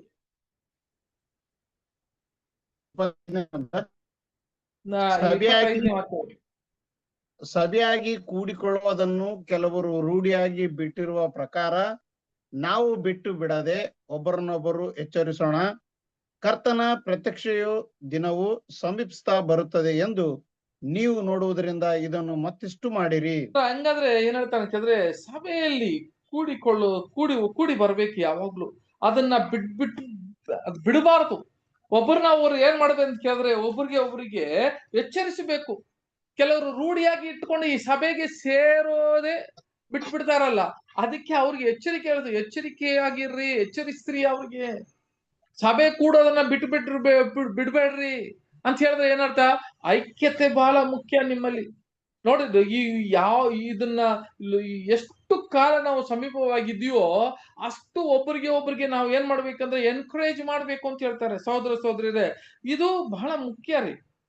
ಸೊ ಇದು ನಮಗೆ ಏನಾಗ್ತದೆ ಅಂತಂದ್ರೆ we should be encourageable to others. ಆದ್ರೆ ಇವತ್ತು ಯಾವ ತರ ಇದೆ ಅಂತ ಕೇಳಿದ್ರೆ ಒಬ್ಬರಿಗೆ ನಾವು ಎಕ್ಸ್ಪೀರಿಯನ್ಸ್ ನೋಡಿದ್ವಿ, ಎನ್ಕರೇಜ್ ಮಾಡಕ್ ಆಗುತ್ತಾ, ಮಾಡ್ತಾ ಇದೀವ ಅಂತ ಕೇಳಿದ್ರೆ ಇಲ್ಲ. ಒಬ್ರನ್ನ ನೋಡುವಾಗ ನಮಗೆ ಏನಾಗುತ್ತೆ ಅಂತ ಕೇಳಿದ್ರೆ ಉತ್ಸಾಹ ಬರಲ್ಲ, ನಾವು ಕೆಳಗೆ ಬಿದ್ದು ಹೋಗ್ತೀವಿ. ಕಾರಣ ಏನಂತ ಕೇಳಿದ್ರೆ ಅವ್ರನ್ನ ಯಾರನ್ನ ನೋಡ್ತೀವಿ ಅಂತ ಕೇಳಿದ್ರೆ ಸಹೋದರ ಸಹೋದರಿಯರೇ, ನಾವು ಇನ್ನೊಬ್ಬರನ್ನ ನೋಡ್ಕೊಂಡು ಓಡೋದು, ಅವ್ರು ಮಾಡುವ ತಪ್ಪುಗಳನ್ನ ನೋಡ್ಕೊಂಡು ಅವ್ರು ಸರಿ ಇಲ್ಲ ಇವ್ರು ಸರಿ ಇಲ್ಲ ಅಂತ ಹೇಳ್ಕೊಂಡು ಹೋಗೋದ್ರಲ್ಲಿ ನಮ್ಮ ಐಕ್ಯ ನಾವು ಸಭೆನ ಬಿಡ್ತಾ ಇದ್ದೀವಿ. ಇಲ್ಲಿಗೆ ಸಭೆ ಸೇರೋದನ್ನ ಬಿಡ್ತಾ ಇದ್ದೀವಿ. ಕ್ರಿಸ್ತನ ಪ್ರೀತಿಯಲ್ಲಿ ನಾವು ಏನಾಗ್ತೀವಿ ಅಂತ ಕೇಳಿದ್ರೆ ಪಾಲ್ಗೊಳ್ದಿರಾ ನಾವು ಮೆತ್ತಿಗೆ ನಾವು ದೂರ ಇರೋಣ ಅಂತ ಹೇಳಿ ನಮ್ಮನ್ನ ನಾವು ಈ ಗೋಡೆ ಒಂದಕ್ಕೊಂದು ಹಿಂಗ್ ಕಟ್ತಾ ಇತ್ತು, ಅದನ್ನ ಸಪರೇಟ್ ಆಗಿ ಆಗೋದಿಕ್ಕೆ ಪ್ರಯತ್ನ ಪಡ್ತಾ ಇದ್ದೀವಿ. ಈಗ ಮಾಡ್ಬೇಡ್ರಿ ಅಂತ ಹೇಳ್ತಾರೆ. ನೋಡ್ರಿ, ಹಂಗಾದ್ರೆ ಒಬ್ರು ಅದನ್ನ ಈ ತುಂಬಾ ದೊಡ್ಡ ಎಕ್ಸ್ಪೀರಿಯನ್ಸ್ಗಳು ನಮ್ಗೆ ಆಗಿರ್ತದೆ. ನೋಡ್ತೀವಲ್ಲ, ಒಂದೊಂದು ಕೂಡ ನಮಗೇನೋ ಅಭ್ಯಾಸ ಆಗಿದೆ. ಅವ್ರ ಮೇಲೆ ಇವ್ರಿಗೆ ಕಷ್ಟ, ಅವ್ರು ತಪ್ಪಾಗಿ ಮಾಡಿದ್ರೆ ಅವ್ರ ಮೇಲೆ ನಮ್ ನೋಟ, ಇವೆಲ್ಲ ನೋಡ್ಬಿಟ್ಟು ನಾವು ಓಡಂಗಿದ್ರೆ ಓಡಕ್ಕೆ ಸಾಧ್ಯ ಆಗೋದಿಲ್ಲ ಸಹೋದರ ಸಹೋದರಿ. ಆದ್ರಿಂದ ಏನ್ ಹೇಳ್ತಾರೆ ಅಂತ ಕೇಳಿದ್ರೆ, ನಾವು ಈ ಐಕ್ಯತೆಯಲ್ಲಿ ಇರುವಾಗ ಸಭೆ ಕೂಡೋದನ್ನ ಬಿಡ್ಬೇಡ್ರಿ. ಈ ಐಕ್ಯತೆಯಲ್ಲಿ ಇರ್ರಿ, ಪ್ರೀತಿ ಸತ್ಯದಲ್ಲಿ ನೀವು ಇರ್ರಿ. ಯಾಕಂದ್ರೆ ಇರುವಾಗ ಇನ್ನೊಬ್ಬರಿಗೆ ಏನಾಗ್ಬಾರ್ದು ಅಂತ ಕೇಳಿದ್ರೆ ತಡೆಕಲಾಗಿರ್ಬೇಡ್ರಿ ಅಂತ ಹೇಳ್ತಾರೆ. ನೋಡ್ರಿ, ಇನ್ನೊಬ್ರಿಗೆ ಏನಾಗ್ಬಾರ್ದು, ನಾವು ಇನ್ನೊಬ್ರಿಗೆ ಕಷ್ಟ ಸಂಕಟ ಬರುತ್ತೆ ಎಲ್ಲರಿಗೂ, ಆದ್ರೆ ನಮ್ಮಿಂದ ಆಗ್ಬಾರ್ದು ಅಂತ ಹೇಳ್ತಾರೆ. ನಾವ್ ಏನಾಗ್ಬಾರ್ದು, ಒಬ್ಬರ ಸಭೆಗೆ ಬರೋರ್ನ ಕಷ್ಟ ಕೊಡಬಾರ್ದು. ಅವ್ರಿಗೆ ನಾವು ಸತ್ಯದಿಂದ ಅವನ್ನ ಹೊರಗೆ ತಳ್ಳುವ ಮಾತುಗಳಾಗ್ಲಿ ಇಂಥ ಕಾರ್ಯಗಳೆಲ್ಲ ನಾವು ಮಾಡ್ಲೇಬಾರ್ದು ಅಂತ ಹೇಳ್ತಾರೆ. ಮತ್ತೇಯದಲ್ಲಿ ಒಂದು ವಾಕ್ಯ ಹೇಳ್ತಾರೆ ನೋಡ್ರಿ, ಕ್ರಿಸ್ತನು. ನೋಡೋಣ, 18ನೇ ಅಧ್ಯಾಯ, ಮತ್ತೆಯ 18ನೇ ಅಧ್ಯಾಯ 6ನೇ ವಾಕ್ಯ.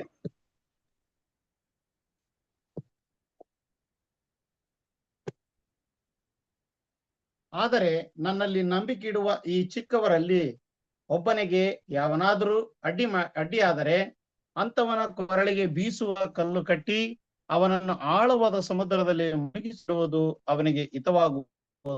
ನೋಡ್ರ, ಹಂಗಾದ್ರೆ ನಾವು ಏನಾಗ್ಬಾರ್ದಕ್ಕೆ ಬೇರೆಯವರಿಗೆ ಅಡ್ಡಿ ಆಗಬಾರದು. ಬೇರೆಯವರಿಗೆ ಅಡ್ಡಿ ಆಗ್ದಿರ ಇರೋದಿಕ್ಕೆ ನಾವು ಸರಿಯಾಗಿ ಓಡ್ಬೇಕು ಸಹೋದರ ಸಹೋದರಿ. ಹಂಗಾದ್ರೆ ನಾವು ನಮ್ಮ ದೊಡ್ಡ ಒಂದು ತಪ್ಪಾದ ಉದಾಹರಣೆ ಬೇರೆಯವರಿಗೆ ಅದು ಅಡ್ಡಿ ಆಗ್ಬಿಡ್ತದೆ. ಅದನ್ನ ಆಗ್ದಿರ ಇರೋಕೆ ಇವಾಗ ಏನಾಗ್ತದೆ ಅಂತ ಕೇಳಿದ್ರೆ, ಈ ಗೋಡೆ ಹೆಂಗೆ ಒಬ್ಬರಿಗೆ ಕಟ್ಕೊಂಡು ಬಂದಿದ್ಯೋ ಆ ಕನೆಕ್ಷನ್ ಕಟ್ ಆಗ್ಬಿಡ್ತದೆ. ಆದ್ರಿಂದ ನಾವು ಏನಾಗ್ಬಾರ್ದು, ಬೇರೆಯವರಿಗೆ ಅಡ್ಡಿಯಾಗಿ ಇರಬಾರ್ದು. ಒಂದು ವೇಳೆ ನಾವು ಅಡ್ಡಿಯಾಗಿ ಇದ್ದು ಬಿಟ್ರೆ, ಬೇರೆಯವರಿಗೆ ಈ ಸತ್ಯದಿಂದ ಅಡ್ಡಿಯಾಗಿ ಬಿಟ್ರೆ ಏನ್ರಿ, ಆ ಕಲ್ಲನ್ನ ಏನ್ ಕಲ್ರಿ, ಅದು ಬೀಸುವ ಕಲ್ಲನ್ನು ಅವನಿಗೆ ಕಟ್ಟಿ ಆಳವಾದ ಸಮುದ್ರದಲ್ಲಿ ಮುಳುಗಿಸಿ ಬಿಡುವುದು ಅವನಿಗೆ ಏನಂದ್ರೆ ಮುಳುಗಂಗೆ ಆಗ್ಬಿಡ್ತದೆ ಅಂತ ಹೇಳ್ತಾರೆ. ಇದನ್ನ ನೋಡ್ಬೇಕು ಸಹೋದರ ಸಹೋದರಿ. We have to encourage. ಬೇರೆಯವರಿಗೆ ನಾವು ಒಬ್ರಿಗೆ ಉತ್ಸಾಹವಾಗಿ ಅವ್ರಿಗೆ ಎನ್ಕರೇಜ್ ಮಾಡ್ಬೇಕು ಅಲ್ವಾ. ಸೊ ಇದು ನಮಗೆ ಇವತ್ತು ನಾವು ಸಭೆ ನೋಡ್ಬೇಕಾದ್ರೆ, ಸಭೆಯಲ್ಲಿ ಅನೇಕ ಪ್ರಾಬ್ಲಮ್, ಎಲ್ಲಾ ಸಭೆಯಲ್ಲೂ ಪ್ರಾಬ್ಲಮ್ ಇರ್ತದೆ ಸಹೋದರ ಸಹೋದರಿ ಅಲ್ವಾ. ಎಲ್ಲಾ ಸಭೆಯಲ್ಲಿ ಸಭೆಗೆ ಬರುವಾಗಲೇ ಹೆಂಗಿರ್ತದೆ ಅಂತ ಕೇಳಿದ್ರೆ ನಮಗೆ ಬಹಳ ಡಿಸಪಾಯಿಂಟ್. ಕೆಲವರು ಸಭೆಗೆ ಬರೋದಿಲ್ಲ, ಈ ನಡುವೆ ಸಭೆಗೆ ಬರೋದಿಲ್ಲ ಕೆಲವರೆಲ್ಲ. ಹಂಗೆ ನಾವು ಆನ್ಲೈನ್ ನಲ್ಲಿ ಸಭೆ ಕೇಳ್ಕೊಂತೀವಿ ಸರ್ ಬ್ರದರ್, ಆನ್ಲೈನ್ ನಡೆಸ್ತೀವಿ ಅಂತ ಹೋಗ್ತಾರೆ ಅಲ್ವರ. ಹಂಗಿರುವಾಗ ಇವಾಗ ಸಭೆಗೆ ಏನಾಗ್ತದೆ ಅಂತ ಕೇಳಿದ್ರೆ ಒಂದು ಡಿಸಪಾಯಿಂಟ್ಮೆಂಟ್ ಅವ್ರಿಗೆ. ಏನ್ ಡಿಸಪಾಯಿಂಟ್ಮೆಂಟ್, ಒಳಗ್ ಬಂದ್ರೇನೆ ನಮಗೆ ಬೇಜಾರಾಗ್ತದೆ. ಮುಂಚೆಲ್ಲ ಬರುವಾಗ ಉತ್ಸಾಹ ಇತ್ತು ನಮ್ಮಲ್ಲಿ, ಇವಾಗ ಸಭೆಗೆ ಬರೋದಿಕ್ಕೆ ತುಂಬಾ ಡಿಸಪಾಯಿಂಟ್ ಆಗ್ತದೆ. ಕಾರಣ ಏನು, ಇರುವ ಎಲ್ಲ ಪ್ರಾಬ್ಲಮ್ಸ್, ಏನೇನೋ ಪ್ರಾಬ್ಲಮ್ಸ್ ಗಳು ನಮ್ಮಲ್ಲಿ ಬಂದಿರ್ತದೆ, ಈ ಸೈತಾನ ಕಾರ್ಯಗಳು ಎಲ್ಲ. ಹಂಗಾಗಿ ಇರುವಾಗ ನಾವು ಏನ್ ಮೊದಲೇ ಇಲ್ಲಿಗೆ ಏನ್ ತಿಳ್ಕೊಬೇಕಂದ್ರೆ ನೋಡ್ರಿ, ಈ ಒಂದು ಕಂಬ ಇನ್ನೊಂದು ಕಂಬನ ಹಿಡ್ಕೊಂಡಿದೆ, ಒಂದು ಕಂಬ ಇನ್ನೊಂದು ಕಂಬನ ಹಿಡ್ಕೊಂಡಿದೆ. ಆ ಕಂಬಗಳು ಯಾವ್ದ ಮೇಲೆ ಅದನ್ನ ಬೀಳ್ತದೆ ಅಂತ ಕೇಳಿದ್ರೆ ಆ ಹಗ್ಗವು ಅದನ್ನ ಕಟ್ಟಿ ಎಳ್ಕೊಂಡು ಗಟ್ಟಿಯಾಗಿ ನಿಂತಿರೋದು ಕಾರಣ, ಬಿಳ್ದಿರ ಇರೋ ಕಾರಣ. ಇದು ನಮಗೆ ಬಹಳ ಸೂಚನೆ ಆಗ್ತದೆ. ಹಂಗಾದ್ರೆ ನಮ್ಮ ಚರ್ಚಲ್ಲಿ, ನಮ್ಮ ಸಭೆಯಲ್ಲಿ ನಮಗೆ ಎಲ್ಲರಿಗೂ ಇನ್ವಾಲ್ವ್ಮೆಂಟ್ ಬಹಳ ಮುಖ್ಯ, ಬಹಳ ಮುಖ್ಯ. ನಮಗೇನಂತ ಕೇಳಿದ್ರೆ ಒಬ್ಬೊಬ್ರು ಕೂಡ ಇನ್ವಾಲ್ವ್ಮೆಂಟ್, ನನ್ನ ಒಂದು ಪಾರ್ಟ್ ಏನು, ನನ್ನ ಭಾಗ ಏನು ಅಂತ ಒಬ್ಬೊಬ್ರು ಕೂಡ ಇನ್ವಾಲ್ವ್ಮೆಂಟ್, ಚರ್ಚಲ್ಲಿ ಇನ್ವಾಲ್ವ್ಮೆಂಟ್ ಇರಬೇಕು, ಒಂದು ಆಕ್ಟಿವಿಟಿ ಇರಬೇಕು. ಯಾಕಂದ್ರೆ ಇದು ನಿನ್ನ ಸಭೆ ನನ್ನ ಸಭೆ ಅಲ್ಲ, ಇದು ಒಂದು ದೇಹ, ಕ್ರಿಸ್ತನ ಸಭೆ. ಇದು ಕ್ರಿಸ್ತನ ಸಭೆಯಲ್ಲಿ ಇದು ನಾನು ಮಾಡಲ್ಲ, ಇದು ನಾನೇ ಇದು ಮಾಡಬೇಕು ಅಥವಾ ನಾನು ಇದು ಮಾಡಲ್ಲ ಅಂತ ಹೇಳೋಕೆ ನಮ್ಗೆ ಅಧಿಕಾರ ಯಾವ್ದು ಇಲ್ಲ. ನೋಡ್ರಿ, ಈ ಗೋಡೆ ಒಂದೊಂದಕ್ಕೆ ನಾನು ನಿಲ್ಲಲ್ಲ ಅಂತ ಗೋಡೆ ಹೇಳಕ್ ಇಲ್ಲ. ಕಟ್ಟಬೇಕಾದ್ರೆ ಒಬ್ಬರಿಗೆ ಕನೆಕ್ಷನ್ ಇರಬೇಕು. ಆ ಕನೆಕ್ಷನ್ ಒಬ್ಬರನ್ನ ಹಿಡ್ಕೊಂಡು ಇಂಥವರೇ ಏನಾಗುತ್ತೆ ಅಂತ ಕೇಳಿದ್ರೆ ಆ ದೇವದರ್ಶನ ಗೂಡಾರದಲ್ಲಿ ಭಾಗವಹಿಸ್ತಾರೆ ಅಂತ ನೋಡ್ತೀವಿ. ಹಾಗಿರ್ಬೇಕು ಸಭೆ ಅಂತ ಹೇಳುವಾಗ ಸಹೋದರ ಸಹೋದರರೇ, ಅದು ಕ್ರಿಸ್ತನ ಸಭೆ. ಅದು ನಾವ್ ಯಾಕೆ ಅದನ್ನ ತಲೆ ಕೆಡಿಸ್ಕೊಳ್ಳೋದು? ನಾವು ಹೋಗುವಾಗ ನಮ್ಮ ಕೆಲಸ ಏನಿದೆಯೋ, ನಮ್ಮ ಇನ್ವಾಲ್ವ್ಮೆಂಟ್ ಏನಿದೆಯೋ, ನಮ್ಮ ಆಕ್ಟಿವಿಟೀಸ್ ನಾವು ಏನ್ ಮಾಡ್ಬೇಕು ಅಂತ ಇದೀವೋ ಅದು ಕ್ರಿಸ್ತನ ದೇಹ. ಕ್ರಿಸ್ತನ ದೇಹದಲ್ಲಿ ನಮ್ಮ ಒಂದು ಭಾಗ ಇದೆ. ಅದಕ್ಕೆ ಮೊದಲು ಇದು ಬಹಳ ಮುಖ್ಯ ರೀ, ಈ ಐಕ್ಯತೆ ಮುಖ್ಯ. ಇದ್ರ ಇಲ್ದಿರ ನಾವು ದೇವದರ್ಶನ ಗುಡಾರದ ಒಳಗೆ ಹೋಗೋದಕ್ಕೆ ಸಾಧ್ಯ ಇಲ್ಲ. ಈ ಒಂದು ಬೇಸಿಕ್ ಇನ್ಫಾರ್ಮೇಶನ್, ಬೇಸಿಕ್ ಆಗಿ ನಾವು ಒಂದು ಐಕ್ಯತೆ, ಒಂದು ಪ್ರೀತಿ, ಒಂದು ಸತ್ಯದಲ್ಲಿ ನಾವು ಬೆಳೆದಿಲ್ಲ ಅಂದ್ರೆ ಅಲ್ಲಿ ನಾವು ಏನೇ ಕೂಡ ನಾವು ಸಮರ್ಪಣೆ ಮಾಡಿದ್ರೆ ಪ್ರಯೋಜನ ಇರೋದಿಲ್ಲ. ನೋಡ್ರಿ, ಒಂದು ವಾಕ್ಯ ಕೂಡ ಏನ್ ಹೇಳ್ತಾರೆ, 1 ಕೊರಿಂಥಿಯ 12ನೇ ಅಧ್ಯಾಯ, 1 ಕೊರಿಂಥಿಯ 12ನೇ ಅಧ್ಯಾಯ 12ರಿಂದ ಕೆಲವು ವಾಕ್ಯ ಓದೋಣ ರೀ.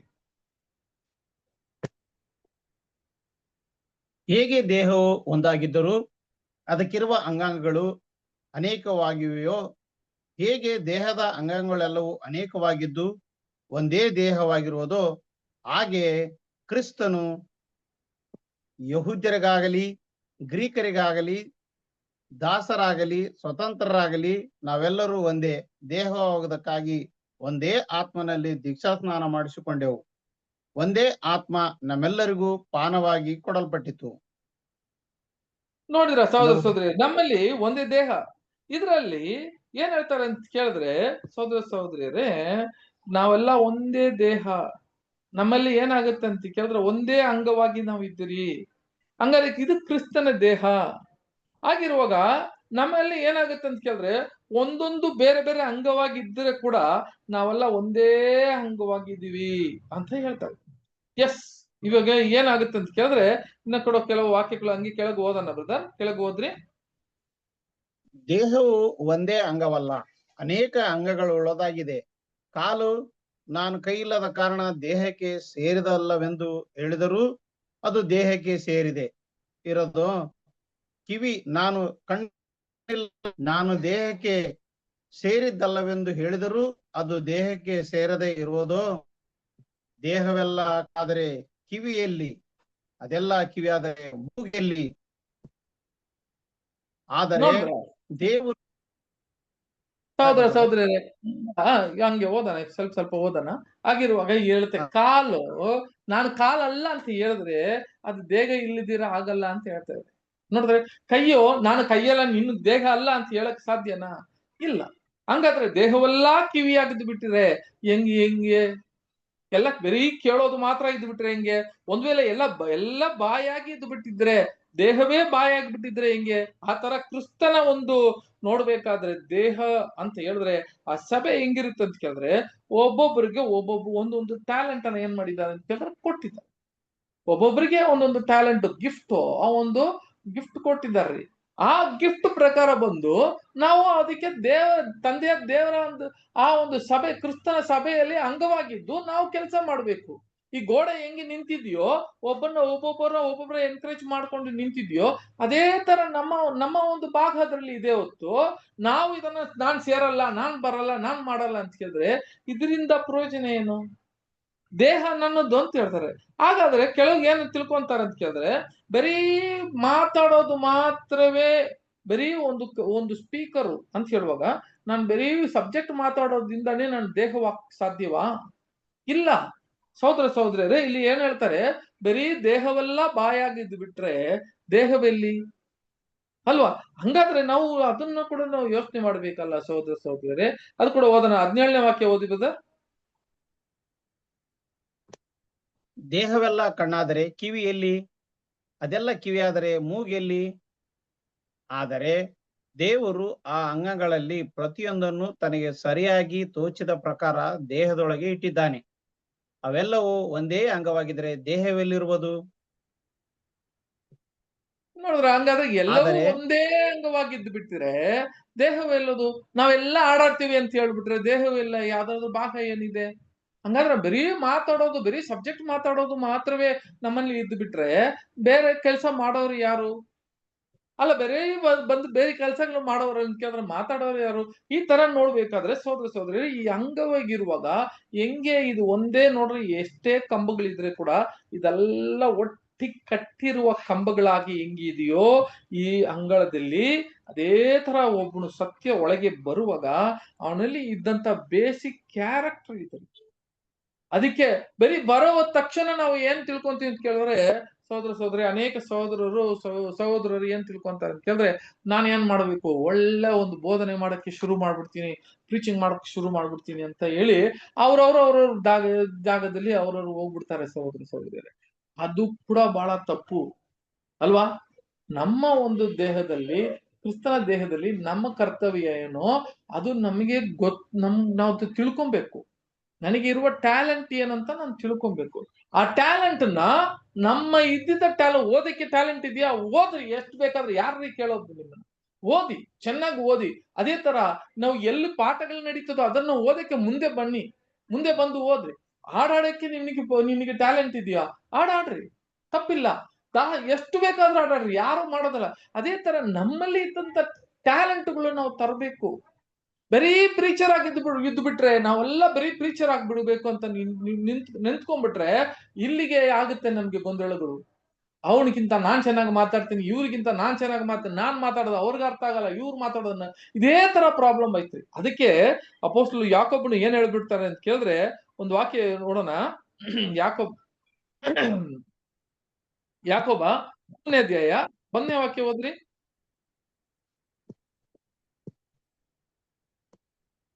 ಎಷ್ಟು ಬ್ರದರ್? 3ನೇ ಅಧ್ಯಾಯ 1ನೇ ವಾಕ್ಯ.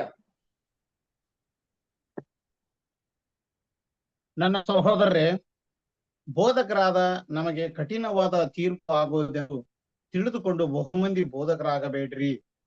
ಹೌದ್ರ, ಬೋಧಕರಾಗೋರಿಗೆ ಏನ್ ಹೇಳ್ತಾನೆ ಕೇಳಿದ್ರೆ, ಏನಾಗಿದೆ ಸಹೋದರಿ, ಬೋಧಕರಿಗೆ ಕಠಿಣವಾದ ತೀರ್ಪು ಇದೆ ಅಂತ ಹೇಳ್ತಾರೆ. ಸುಮ್ನೆ ಯಾಕೆ ಕಠಿಣವಾದ ತೀರ್ಪು ಅಂತ ಕೇಳಿದ್ರೆ, ಬರೀ ಮಾತಾಡೋದಲ್ಲ. ಹೌದು ಸಹೋದರರೇ, ನಾವು ಮಾತಾಡ್ತೀವಿ, ಆ ಮಾತ್ ಪ್ರಕಾರ ನಡೆಯೋದಿಲ್ಲ, ಅವಾಗ ನಾವು ತೀರ್ಪೊಳಗೆ ಆಗ್ತಿರಲ್ಲ. ನಾವು ಮಾತಾಡೋ ಮಾತುಗಳು ಮಾತ್ರ ನಮ್ಮ ಪಾಠಗಳಲ್ಲಿ, ನಾವು ಮಾತುಗಳಲ್ಲಿ ಮಾತ್ರ ಹೆಂಗ್ ಮಾತಾಡ್ತೀವಿ ಅಂತ ಕೇಳಿದ್ರೆ ಕ್ರಿಸ್ತನ ತರ ಮಾತಾಡ್ತೀವಿ. ಆದ್ರೆ ಅವನ್ನ ನಡೆಯೋದು ಆ ತರ ನಡಿತೀವಿ ಅಂತ ಕೇಳಿದ್ರೆ ಇಲ್ಲ, ಅವಾಗ ತೀರ್ಪು ಒಳಗೆ ಆಗ್ತೀರಿ ನಾವು. ಅದು ಬಹಳ ಮುಖ್ಯ ಅಲ್ವರ ಸಹೋದರರೇ. ಎಲ್ಲಾರು ನೀವು ಮಾತಾಡೋದಕ್ಕೆ ಆಗ್ಬಿಟ್ರೆ ತೀರ್ಪು ಕಠಿಣವಾಗಿರ್ತದೆ ಅಂತ ಹೇಳ್ಬಿಟ್ಟು, ಅದಕ್ಕೆ ನಾವು ಹೇಳುವಾಗ ಅದ್ರಲ್ಲಿ ಮತ್ತೆ ಹೋಗ್ರಿ 1ನೇ ಕೊರಿಂಥ್ಯ 12ನೇ ಅಧ್ಯಾಯ 27ನೇ ವಾಕ್ಯ ಓದ್ರಿ ಬ್ರದರ್. 27-28. 1ನೇ ಕೊರಿಂಥ ಬ್ರದರ್. 1ನೇ ಕೊರಿಂಥ್ಯ 12 27-28. 1ನೇ ಕೊರಿಂಥ 12ನೇ ಅಧ್ಯಾಯ 27-28. ನೀವು ಕ್ರಿಸ್ತವು ಮತ್ತು ಒಬ್ಬೊಬ್ಬರಾಗಿ ಅಂಗಾಂಗಗಳಾಗಿದ್ದೀರಿ. ದೇವರು ತನ್ನ ಸಭೆಯಲ್ಲಿ ಮೊದಲನೇದಾಗಿ ಅಪೊಸ್ತಲರನ್ನು, ಎರಡನೇದಾಗಿ ಪ್ರವಾದಿಗಳನ್ನು, ಮೂರನೇದಾಗಿ ಉಪದೇಶಕರನ್ನು ಇಟ್ಟಿದ್ದಾನೆ. ಆಮೇಲೆ ಇವಾಗ ಮಾತುಗಾರ ನೋಡ್ಬೇಕಾದ್ರೆ ಅದು ಸಾಕು ಸಾಕು ಸಾಕು. ಇವಾಗ ನೋಡ್ಬೇಕಾದ್ರೆ ನೀವು ಕ್ರಿಸ್ತನ ದೇಹವು ಅದು ಯಾರ ದೇವರ ತನ್ನ ಸಭೆಯಲ್ಲಿ ಅಂತ ಕೇಳಿದ್ರ ಯಾರ ಸಭೆ ನೋಡಿದ್ರ ಇವಾಗ ಒಬ್ಬೊಬ್ಬರನ್ನ ನೇಮಿಸಿದ್ದಾರೆ ತಂದೆಯ ದೇವ್ರು ನಮಗೆ. ಆದ್ರಿಂದ ಎಲ್ಲರಿಗೂ ಒಂದೊಂದು ಕರ್ತವ್ಯ ಇದೆ, ಎಲ್ಲರಿಗೂ ಒಂದೊಂದು ರೆಸ್ಪಾನ್ಸಿಬಿಲಿಟಿ ಇದೆ. ನಾವೇನ್ ಮಾಡ್ತೀವಿ, ಬೇರೆ ಬೇರೆ ಕಟ್ಟಡವನ್ನ ನೋಡ್ಬಿಟ್ಟು ಅಲ್ಲಿ ಸಹೋದರ ಸಹೋದರಿಯನ್ನ ಕೂಡಿ ಬರುವಾಗ ಅಲ್ಲಿರುವ ಪ್ರಾಬ್ಲಮ್ಗಳನ್ನ ನೋಡ್ಬಿಟ್ಟು ನಾವ್ ಏನಾಗ್ತೀವಿ ಅಂತ ಕೇಳಿದ್ರೆ ನಮ್ಮ ಒಂದು ಗುಣಲಕ್ಷಣಗಳನ್ನ ನಾವು ಕಳ್ಕೊಂತೀವಿ ಸಹೋದರ ಸಹೋದರಿ. ಇದಲ್ಲ ಗುಣಲಕ್ಷಣಗಳು. ನಾವು ಪರಿಪೂರ್ಣತಾಗಿ ಜಯ ಹೊಂದುವರಾಗಿ ಇರಬೇಕು ಅಂದ್ರೆ ಮೊದಲು ಇದು ತಿಳ್ಕೊಬೇಕು, ನಮ್ಮ ಕರ್ತವ್ಯ ಏನಿದೆಯೋ ಆ ದೇವದರ್ಶನ ಗೂಡಾರ ಒಳಗೆ ನಾವು ಕೂಡ ಇರ್ಬೇಕಂದ್ರೆ ಮೊದಲು ಒಬ್ಬರಿಗೆ ಒಬ್ರು ಕೈ ಹಿಡ್ಕೊಂಡ್ರಿ, ಒಬ್ರನ್ನ ಒಬ್ರು ಎನ್ಕರೇಜ್ ಮಾಡ್ರಿ, ಒಬ್ರನ್ನ ಒಬ್ರು ಪ್ರೀತಿ ಮಾಡ್ರಿ. ಆಮೇಲೆ ಸತ್ಯದಿಂದ ಪ್ರೀತಿ ಮಾಡುವಾಗ್ಲೇ ಇದನ್ನ ನೀವು ಸಾಧನೆ ಮಾಡಕ್ ಸಾಧ್ಯ ಹೊತ್ತು ಬೇರೆ ಆಗೋದಕ್ಕೆ ಸಾಧ್ಯವೇ ಇಲ್ಲ. ಅದಕ್ಕೆ ಅಪೊಸ್ತಲರು ಪೌಲ್ ಇನ್ನೊಂದು ಮಾತು ಕೂಡ ಹೇಳ್ತಾರೆ. 1 ಕೊರಿಂಥ್ಯ 9ನೇ ಅಧ್ಯಾಯ 27ನೇ ವಾಕ್ಯ. 1 ಕೊರಿಂಥ್ಯ 9ನೇ ಅಧ್ಯಾಯ 27ನೇ ವಾಕ್ಯ. ಇತರರನ್ನು ಹೋರಾಟಕ್ಕೆ ಕರೆದ ಮೇಲೆ ನಾನೇ ಅಯೋಗ್ಯನೆನಿಸಿಕೊಂಡೇನೋ ಎಂಬ ಭಯದಿಂದ ನನ್ನ ಮೈಯನ್ನು ಜಜ್ಜಿ ಸ್ವಾಧೀನಪಡಿಸಿಕೊಳ್ಳುತ್ತೇನೆ. ಸಹೋದರರೇ, ಅಪೊಸ್ತಲರು ಆ ಟೈಮಲ್ಲಿ ಇರುವಾಗ ಅವರು ಆ ಸಭೆಗೆ ಹಿರಿಯರಾಗಿದ್ರೆ ಕೂಡ, ಬೋಧಕರಾಗಿದ್ರೆ ಕೂಡ, ಈಗ ಏನ್ ಹೇಳ್ತಾರೆ ಕೇಳಿದ್ರೆ ನನ್ನ ಮೇಲೆ ಆ ತೀರ್ಪು ಬೀಳ್ದಿರಾ ನಾನು ಏನಾಗ್ತೀನಿ ಕೇಳಿದ್ರೆ ನನ್ನನ್ನ ಜಜ್ಜಿರ್ತೀನಿ ಅಂತ ಹೇಳ್ತಾರೆ. ಜಡ್ಜ್ ಎನ್ನುವಾಗ ಆ ಹೆಮ್ಮೆತನ ಅವರಲ್ಲಿ ಇದ್ದಿಲ್ಲ. ನಾನೇ ಆಹಾದು ಏನಾಗ್ತಾರೆ ಅಂತ ಕೇಳಿದ್ರೆ ನಾನೇ ಅವನಿಗೆ ಎಲ್ಲರಿಗೂ ಕೆಟ್ಟವನಾಗ್ಬಿಡ್ತೀನೋ ಅಂತ ಹೇಳಿ, ಯಾತಕ್ಕೆ ಮಾತಾಡ್ತೀನಿ. ಅದು ಅಪೊಸ್ತಲ ಪೌಲ್ ಒಂದು ಜಾಗದಲ್ಲಿ ಹೇಳ್ತಾರಲ್ಲ, ನಾನು ಏನ್ ಹೇಳ್ತೀನೋ ಅದನ್ನ ಮಾಡಕ್ಕೆ ನಾನು ಆಗ್ತಿಲ್ಲ ಅಂತ ಹೇಳ್ತಾರೆ. ಅದೇ ತರ ಬಂದು ನಾನು ಒಂದು ಹಿರಿಯ ಸ್ಥಾನದಲ್ಲಿ ಇದ್ದು ಬಿಟ್ಟು ನಾನು ಮಾತಾಡೋದು ಮಾತುಗಳ ಪ್ರಕಾರ ನಾನು ನಡೆದಿಲ್ಲ ಅಂತ ಕೇಳಿದ್ರೆ ಅದು ತಪ್ಪಾಗುತ್ತೆ. ಹಂಗಾದ್ರೆ ಮೊದಲು ನಾನು ಮಾತಾಡೋದಕ್ಕೆ ಮೊದಲು ನನ್ನನ್ನು ನಾನು ಜಜ್ಜಿಕೊಳ್ಳಬೇಕು ಅಂತ ಹೇಳ್ತಾರೆ. ನನ್ನ ಜಜ್ಜಿಕೊಂಡು ನಾನು ನನ್ನ ಸ್ಥಿತಿಯನ್ನು ನೋಡಿ ಅದನ್ನ ಅರ್ಥ ಮಾಡಿಕೊಂಡು ನನ್ನ ಜಜ್ಜಿಕೊಳ್ತೀನಿ ಅಂತ ಹೇಳ್ತಾರೆ. ಇದು ನಮಗೆ ಒಬ್ಬೊಬ್ರು ಕೂಡ ತುಂಬಾ ಮುಖ್ಯ.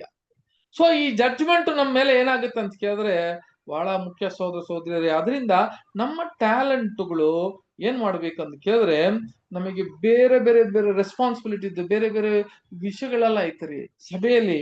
ನಾವು ಏನಾಗುತ್ತೆ ಅಂತ ಕೇಳಿದ್ರೆ ಆ ಸಭೆಯಲ್ಲಿ ಮಾಡುವ ಕರ್ತವ್ಯಗಳು ಇವೆ, ಅದು ನೋಡ್ಬಿಟ್ಟೆ ದೇವ್ರು ಏನ್ ಮಾಡ್ತಾರೆ ಕೇಳಿದ್ರೆ ನಮಗೆ ಬಹುಮಾನನ ಕೊಡೋದು ಯಾವ ತರ ಕೇಳಿದ್ರೆ, ನೀನು ಒಬ್ಬ ಪ್ರೀಚರ್ ಆಗಿದ್ದು ಬಿಟ್ರೆ ಮಾತ್ರವೇ ಒಳ್ಳೆದನ ಓದಿದ ಮಾತು ನೀವು ಬೇರೆ ಸಭೆಯಲ್ಲಿ ಅಲ್ಲ ಅಥವಾ ಒಂದು ಇದರಲ್ಲಿ ಓದೋದುವಾಗ ನಾನ್ ಮಾತ್ರ ಓದೋದು ಮಾತ್ರ ಅಂತ ಹೇಳಿ ಅದ್ರನ್ನ ನೋಡಿ ಬಹುಮಾನ ಅಲ್ಲ ರೀ.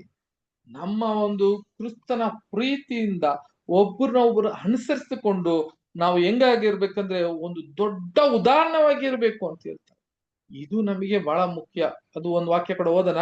1 ಪೇತ್ರ 5ನೇ ಅಧ್ಯಾಯ 1-2 ವಾಕ್ಯ ಓದನ. ಒಂದೊಂದು ವಾಕ್ಯವಾಗಿ ಓದ್ರಿ. 1 ಪೇತ್ರ 5ನೇ ಅಧ್ಯಾಯ 1ನೇ ವಾಕ್ಯ 1, 2, 3. 1 ಪೇತ್ರ 5ನೇ ಅಧ್ಯಾಯ 1 ಮತ್ತೆ 2ನೇ ವಚನ ಬ್ರದರ್. 1, 2, 3 ಓದ್ರಿ. ಸಭೆ ಹಿರಿಯರೇ, ಜೊತೆ ಹಿರಿಯವನಾದ ನಾನು ಕ್ರಿಸ್ತನ ಬಾಧೆಗಳನ್ನು ಕಣ್ಣಾರೆ ಕಂಡವನು, ಇನ್ನು ಮುಂದೆ ಪ್ರತ್ಯಕ್ಷವಾಗುವ ಪ್ರಭಾವದಲ್ಲಿ ಪಾಲ್ಗಾರನೂ ಆಗಿದ್ದು ನಿಮ್ಮನ್ನು ಎಚ್ಚರಿಸಿ ಹೇಳೋದೇನೆಂದರೆ, ಸಾಕ್ ಬ್ರದರ್. ನೋಡಿದ್ರ ಹಂಗಾದ್ರೆ ಇವೆಲ್ಲ ನೋಡಿದ ನಾನು ಕಣ್ಣು ಮುಂದೆ ಕ್ರಿಸ್ತನ ಎಲ್ಲ ಸಭೆಯಾಗಿ ಹಿರಿಯರೇ ಅಂತ ಹೇಳಿ ನಿಮಗೆ ಎಚ್ಚರಿಸುವುದು ಏನಂದ್ರೆ ಅಂತ ಹೇಳ್ತಾರೆ. ಇವೆಲ್ಲ ನಾನು ಕಣ್ಣು ಮುಂದೆ ನೋಡಿದೀನಿ, ಒಂದೊಂದು ಬಾಧೆಗಳನ್ನ ನೋಡಿ ನಿಮಗೆ ಎಚ್ಚರಿಸ್ತೀನಿ. ಏನಂತ ಎಚ್ಚರಿಸ್ತೀನಿ ಅಂತ ಕೇಳಿದ್ರೆ ವಾಕ್ಯ ಓದ್ರಿ ಹಂಗೆ 2, 3. ನಿಮ್ಮಲ್ಲಿರುವ ದೇವರ ಮಂದಿಯನ್ನು ಕಾಯಿರಿ, ಬಲಾತ್ಕಾರದಿಂದ ನಿಮ್ಮಲ್ಲಿ ಇರುವ ದೇವರ ಮಂದೆಯನ್ನು ಮೊದಲು ಕಾಯಿರಿ. ಈಗ ಒಬ್ಬೊಬ್ರು ಕೂಡ ಈ ರೆಸ್ಪಾನ್ಸಿಬಿಲಿಟಿ ಒಂದೊಂದು ಸಭೆಯಲ್ಲಿ ಕೂಡ ಇರುವಾಗ ನಾವು ಒಂದೊಂದು ಸಭೆಯಲ್ಲಿ ಇರ್ತೀವಿ. ಆ ಸಭೆಯಲ್ಲಿ ಇರುವ ಹಿರಿಯರು ಮಾತ್ರ ಅಲ್ಲ, ಅಲ್ಲಿ ಇದ್ದಂತ ರೆಸ್ಪಾನ್ಸಿಬಿಲಿಟೀಸ್ ಒಬ್ಬೊಬ್ರು ಸಹೋದರ ಸಹೋದರಿ ನಿಮ್ಮ ಮಂದೆಯನ್ನು ಏನ್ ಮಾಡ್ರಿ, ಕಾಯಿರಿ. ಯಾವ ತರ ಕಾಯ್ಬೇಕು ಓದ್ರಿ ಬೆದರಂಗೆ.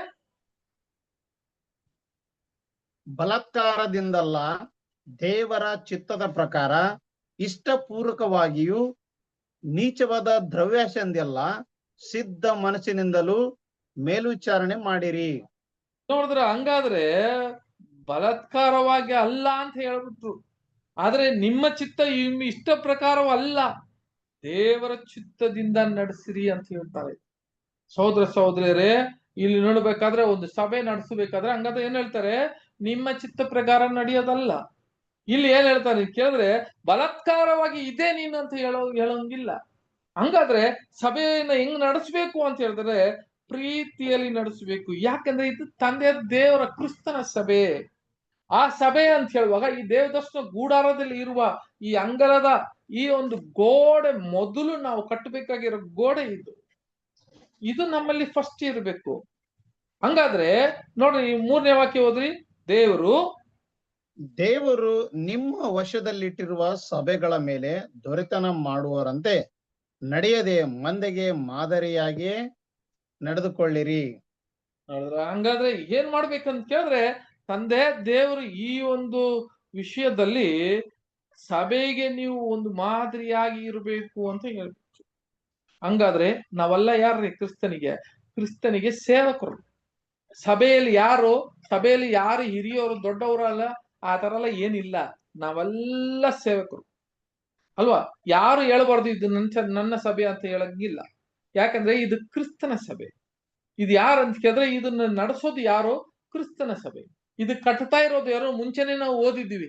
ಏನಂತ ಕೇಳಿದ್ರೆ, ಕ್ರಿಸ್ತನು ಈ ಸಭೆ, ಈ ದೇವದರ್ಶನ ಗೂಡಾರವನ್ನು ಕಟ್ತಾ ಇರೋದು ಯಾರು ಅಂತ ಕೇಳಿದ್ರೆ ಕ್ರಿಸ್ತನೇ ಕಟ್ತಾ ಇದ್ದಾರೆ ಅಂತ ಮೊದಲು ಒಂದು ವಾಕ್ಯನ ನಾನು ಕೊಟ್ಟೆ. ಆ ವಾಕ್ಯದಲ್ಲಿ ಏನ್ ಹೇಳ್ತಾರೆ? ದೇವದರ್ಶನ ಕೈಯಿಂದ ಮಾಡಿದ್ರ ಒಂದು ದೇವದರ್ಶನ ಗೂಡಾರವನ್ನು ಕ್ರಿಸ್ತನು ಕಟ್ಕೊಂಡು ಬರ್ತಾ ಇದ್ದಾರೆ. ಹಂಗಾದ್ರೆ ಕ್ರಿಸ್ತನ ಕಟ್ಕೊಂಡು ಬರ್ತಾ ಇದ್ದಾರೆ. ಇದು ಕ್ರಿಸ್ತನ ಒಂದು ಸಭೆ, ಕ್ರಿಸ್ತನ ದೇವದರ್ಶನ ಗೂಡಾರ. ಈ ಗುಡಾರ ಕಟ್ಟುವ ಅವರ ಒಂದು ಬಹಳ ಒಂದು ಕರ್ತವ್ಯ. ಆದ್ರೆ ನಮ್ಮ ಬಹಳ ಏನಂತ ಕೇಳಿದ್ರೆ, ಇದ್ರಲ್ಲಿ ನಾವು ತೋರ್ಸ್ಬೇಕಾಗಿರುವ ಒಂದೊಂದು ವಿಷಯ, ನಮ್ಮ ಪ್ರೀತಿ ಸತ್ಯದಿಂದ ನಾವು ಬಲಹೀನತರಾಗಿ ಬಲವಂತರಾಗಿ ಇದ್ದು ನಾವು ಏನ್ ಮಾಡ್ಬೇಕಂದ್ರೆ ಸಭೆಗೆ ಒಬ್ರಿಗೆ ಒಬ್ರು ನಾವು ಏನ್ ಮಾಡ್ಬೇಕಂತಂದ್ರೆ ಎನ್ಕರೇಜ್ ಮಾಡೋದು ಬಹಳ ಮುಖ್ಯ. ನೋಡ್ರಿ, ಇನ್ನೊಂದು ವಾಕ್ಯ ಕೊಡುವುದನ್ನ ಅಪೊಸ್ತಲ ಕೃತ್ಯಗಳಲ್ಲಿ 20ನೇ ಅಧ್ಯಾಯ, ಅಪೊಸ್ತಲ ಕೃತ್ಯಗಳು 20ನೇ ಅಧ್ಯಾಯ 28ನೇ ವಾಕ್ಯ, 28, 29 ಒಂದೊಂದಾಗಿ ಓದ್ರಿ. ಅಪೊಸ್ತಲ ಕೃತ್ಯಗಳು ಎಷ್ಟು ಬ್ರದರ್? 20ನೇ ಅಧ್ಯಾಯ 28ನೇ ವಾಕ್ಯ. 28ನೇ ವಾಕ್ಯ. ದೇವರು ಸ್ವರಕ್ತದಿಂದ ಸಂಪಾದಿಸಿಕೊಂಡ ಸಭೆಯನ್ನು ಪರಿಪಾಲಿಸುವುದಕ್ಕಾಗಿ ಪವಿತ್ರಾತ್ಮನು ನಿಮ್ಮನ್ನೇ ಆ ಹಿಂಡಿನಲ್ಲಿ ಅಧ್ಯಕ್ಷರಾಗಿ ಇಟ್ಟಿರುವುದರಿಂದ ನಿಮ್ಮ ವಿಷಯದಲ್ಲಿಯೂ ಎಲ್ಲಾ ಹಿಂಡಿನ ವಿಷಯದಲ್ಲಿಯೂ ಎಚ್ಚರಿಕೆಯಾಗಿರಿ. ದೇವರು ಏನಂತೆ? ದೇವರು ಫಸ್ಟ್ ಹೋದ್ರಿ, ದೇವರು ಸ್ವರಕ್ತದಿಂದ ಸಂಪಾದಿಸಿಕೊಂಡ ದೇವರು ಸ್ವಾರಕ್ತದಿಂದ ಸಭೆಯನ್ನ ಸಂಪಾದನೆ ಮಾಡಿಕೊಂಡಿದ್ದಾರಂತೆ. ಆದ್ರೆ ನೋಡ್ರಿ, ಈ ಸಭೆಯನ್ನ ಸಂಪಾದನೆ ಮಾಡಿರೋದು ಸ್ವಾರ್ಥದಿಂದ ನಮ್ಮನ್ನ ಸಂಪಾದನೆ ಮಾಡಿರುವ ನೀವು ಈ ಸಭೆಯನ್ನ ಹೆಂಗ್ ನಡೆಸ್ಬೇಕು ಅಂತ ನಿಮಗೆ ಎಚ್ಚರಿಸುತ್ತಾರೆ. ಈ ವಿಷಯದಲ್ಲಿ ನೀವು ಎಚ್ಚರಿಕೆಯಾಗಿರಿ ಅಂತ. ಅದಕ್ಕೆ ಕಾರಣ ಏನಂತ ಕೇಳಿದ್ರೆ, ಇದು ಕ್ರಿಸ್ತನ ದೇವರ ಸಭೆ, ಕ್ರಿಸ್ತನ ಸಭೆ. ಆದ್ರಿಂದ ನಾವು ನಮ್ಮ ಕರ್ತವ್ಯ ಮಾತ್ರ ಮಾಡಬೇಕು. ನಾವೇನ್ ಮಾಡಂಗಿಲ್ಲ, ಯಾರ ಮೇಲೆ ಯಾರು ನಮಗೆ ಏನೋ ಮಾಡಂಗಿಲ್ಲ. ಯಾವೊಂದು ಆಜ್ಞೆ ಕೊಟ್ಟು ಒಬ್ಬರನ್ನ ಬಲವಂತವಾಗಿ ನಡೆಸೋದು, ಇಲ್ಲ ಇನ್ನೊಬ್ಬರನ್ನ ಕೆಡಾಗಿ ಮಾತಾಡೋದು, ನಡೆಸೋದು, ಈ ತರ ನಮ್ಮಲ್ಲಿ ಮಾಡಬಾರ್ದು. ಹಂಗ ಮಾಡಂಗಿದ್ರೆ ಈ ದೇವದರ್ಶನ ಗುಡಾರದಲ್ಲಿ ಇರುವ ಈ ಅಂಗಲೆಯಲ್ಲಿ ಇರುವುದಕ್ಕೆ ನಮಗೆ ಅರ್ಹತೆ ಇಲ್ಲ ಅಂತ ನಾವ್ ಏನ್ ಮಾಡ್ತೀವಿ ಅಂತ ಕೇಳಿದ್ರೆ ತೋರ್ಸ್ಬಿಡ್ತೀವಿ. 29ನೇ ಅಧ್ಯಾಯ 29ನೇ ವಾಕ್ಯ. ನಾನು ಹೋದ ಮೇಲೆ ಕ್ರೂರವಾದ ತೋಳಗಳು ನಿಮ್ಮೊಳಗೆ ಬರುವವೆಂದು ನಾನು ಬಲ್ಲೆನು, ಅವು ಹಿಂಡನ್ನು ಕನಿಕರಿಸುವುದಿಲ್ಲ. ನೋಡಿ, ಅವಾಗ ಏನ್ ಹೇಳ್ತಾರೆ ಅಂತ ಕೇಳಿದ್ರೆ, ಅಪೊಸ್ತಲ ಪೌಲ ಹೇಳುವಾಗ ಇವಾಗ ಹೇಳ್ತಾರೆ, ಈ ಸಭೆ ಹಿಂಗಿದೆ, ಆ ಸಭೆಯಲ್ಲಿ ಹೋದ್ಮೇಲೆ ಇನ್ನೂ ಬೇರೆಯವ್ರು ಬಂದು ಇದನ್ನ ಗೊಂದಲಕ್ಕೆ ಮಾಡ್ಬಿಡ್ತಾರೆ ಅಂತ ಹೇಳ್ತಾರೆ. ಆದ್ರೆ ಸಹೋದರ ಸಹೋದರರೇ, ಹಂಗಿರುವಾಗ ಅಪೊಸ್ತಲ ಪೌಲ್ ನಮಗೆ ಏನಪ್ಪ ವಾರ್ನಿಂಗ್ ಮಾಡ್ತಾರೆ, ಏನ್ ಎಚ್ಚರಿಸ್ತಾರೆ ಅಂತ ಕೇಳಿದ್ರೆ, ಇಲ್ಲಿ ಕೂಡ ಅದೇ ವಿಷಯ. ನಾವೆಲ್ಲ ಏನಕ್ಕೆ ಬಂದಿದೀವಿ ಅಂತ ಕೇಳಿದ್ರೆ ಕ್ರಿಸ್ತನ ಸೇವೆ ಮಾಡೋದಿಕ್ಕೆ ಬಂದಿದೀವಿ ಅಂತ ಮೊದಲು ತಿಳ್ಕೊಂಡ್ಬಿಡ್ರಿ. ಬೇರೆ ಎಲ್ಲ ನಮ್ಮ ಮನಸ್ಸಲ್ಲಿ ಇರುವ ಎಲ್ಲ ತೆಗೆದಾಕ್ರಿ. ಅಲ್ಲಿದ್ದಂತ ಜಾಲಿ ಮರ ಹೆಂಗಿತ್ತು ಅದೇ ತರ ನಾವಿರ್ಬೇಕ್ರಿ. ಅದು ಮಾತ್ರ ಇಲ್ಲ, ನಾವು ಬರೀ ಒಬ್ಬನೇ ಆಗಿದ್ದು ಓಡಕ್ಕೆ ಸಾಧ್ಯವಾ ಅಂತ ಕೇಳಿದ್ರೆ ಸಾಧ್ಯವಾಗೋದಿಲ್ಲ.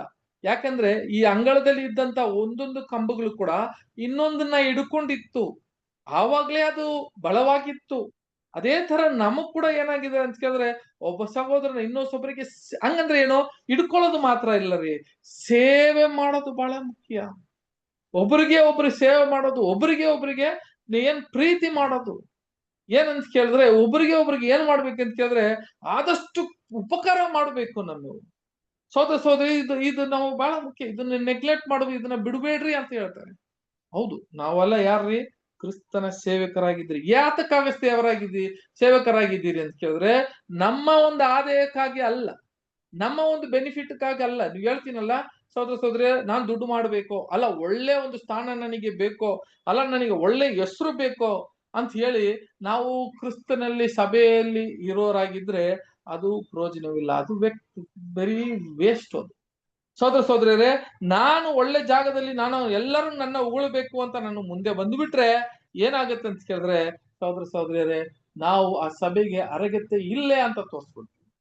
ಹಾಗಿರುವಾಗ ಈ ಕಂಬಗಳು ಒಬ್ಬರನ್ನ ಹಿಡ್ಕೊಳ್ಳೋದಕ್ಕೆ ಮುಖ್ಯವಾದ ಕಾರಣ ತುಂಬಾ ಮುಖ್ಯ. ಇನ್ನೊಂದು ವಾಕ್ಯ ಕೂಡ ಹೋದನ, 1 ಪೇತ್ರ 5ನೇ ಅಧ್ಯಾಯ 4ನೇ ವಾಕ್ಯ. 5ನೇ ಅಧ್ಯಾಯ 4ನೇ ವಾಕ್ಯ.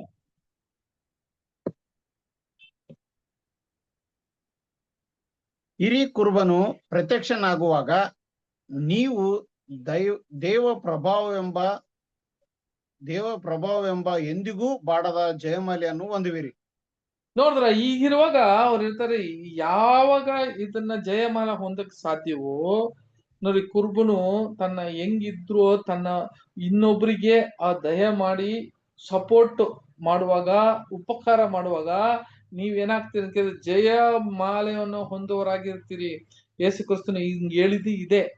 ನೀವು ಬಾಳ್ಬೇಕಾದ್ರೆ ಬಹಳ ಸಿಂಪಲ್ ಆಗಿ ಒಂದು ದೊಡ್ಡ ಏನ್ರಿ ಕ್ರಿಸ್ತನು ಹೇಳುವಾಗ, ಅಪೊಸ್ತಲರಲ್ಲಿ ಕೇಳುವಾಗ, ನೀನು ಹೋದ್ಮೇಲೆ ಯಾರಪ್ಪ ನಿನ್ನ ಸ್ಥಾನಕ್ಕೆ ಬರೋದು ಅಂತ ಹೇಳುವಾಗ ಮೊದಲು ಕ್ರಿಸ್ತನು ಹೇಳ್ಕೊಟ್ಟಿದ್ದೇನೆಂದ್ರೆ, ನೀನು ಮೊದಲು ಏನ್ರಿ ಹಿರಿಯರಾಗೋದಕ್ಕೆ ನೀನ್ ಟ್ರೈ ಮಾಡ್ಬೇಡ, ಈ ಸೇವಕನಾಗಿ ಇರೋದಕ್ಕೆ ಮೊದಲು ಅಲ್ಲಿ ಇದ್ದ ಶಿಷ್ಯರುಗಳಿಗೆ ಹೇಳ್ಕೊಟ್ರು. ನೀನ್ ಸೇವಕನಾಗಿ ಮೊದಲು ಇರ್ಬೇಕು, ಅದನ್ನ ತೋರಿಸಿಯೇ ಕೊಟ್ರು ಕ್ರಿಸ್ತನು ಅಲ್ವರ. ಹಂಗಿರುವಾಗ ಸೋದರಿಯರೇ, ನಮ್ಮಲ್ಲಿ ಏನಾಗಿರ್ಬೇಕಂತ ಕೇಳಿದ್ರೆ ಭಯ. ಸಭೆಯಲ್ಲಿ ಇರುವ ಒಂದು ಭಯ ಬೇಕ್ರಿ.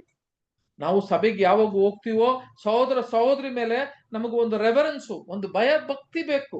ಸಭೆಗೆ ಹೋಗೋದಿಕ್ಕೆ ನನ್ಗೆ ಪ್ರೀತಿ ಬೇಕು, ನಾನು ಹೋಗ್ಬೇಕು, ನನ್ನ ಈ ಒಂದು ಐಕ್ಯತೆಯಲ್ಲಿ ನಾನು ಇರ್ಬೇಕು, ಎಲ್ಲರ ಹತ್ರ ಮಾತಾಡ್ಬೇಕು, ಎಲ್ಲರಿಗೂ ನಾನು ಉಪಕಾರ ಮಾಡ್ಬೇಕು, ಇಂಥ ಒಂದು ನಮಗೆ ಬರ್ಬೇಕ್ರಿ ಪರಿಸ್ಥಿತಿ. ನಾವು ಏನಾಗುತ್ತೆ ಅಂತ ಕೇಳಿದ್ರೆ, ಇಂಥ ನಮ್ಮಲ್ಲಿ ಬರುವಾಗಲೇ ಒಬ್ಬರಿಗೆ ಒಬ್ಬರು ನಾವು ಏನಾಗ್ತೀರಿ ಅಂತ ಕೇಳಿದ್ರೆ ಸಹೋದರಿಯರೇ, ಇದನ್ನ ಮಾಡುವಾಗ್ಲೇ ಕ್ರಿಸ್ತನ ಒಂದು ಆಜ್ಞೆಯನ್ನು ನಾವು ಪೂರೈಸ್ತೀರಿ ಅಂತ ನೋಡ್ತೀವಿ. ಈಗ ಇಲ್ಲಿರುವಾಗ ಈ ಕೋರ್ಟ್ ಇಲ್ಲಿದ್ದ ಆ ಒಂದು ಏನ್ರಿ ಗೋಡೆ ಬಹಳ ಸ್ಟ್ರಾಂಗ್ ಆಗಿರೋದಕ್ಕೆ ಮುಖ್ಯವಾಗಿ ಕಾರಣ ನಾನು ಹೇಳಿದೆ. ಅದೇ ತರ ಇನ್ನೊಂದು ವಿಷಯ ಏನ್ ಹೇಳ್ತಾರೆ ಸಹೋದರರೇ, ಇಲ್ಲಿ ಒಂದು ವಾಕ್ಯ ಓದೋಣ. 13ನೇ ಅಧ್ಯಾಯ, ಹೆಬ್ರಿಯರ್ 13ನೇ ಅಧ್ಯಾಯ 1ನೇ ವಾಕ್ಯ. ಯಾವ್ದು ಬ್ರದರ್? 13ನೇ ಹೆಬ್ರಿಯರಿಗೆ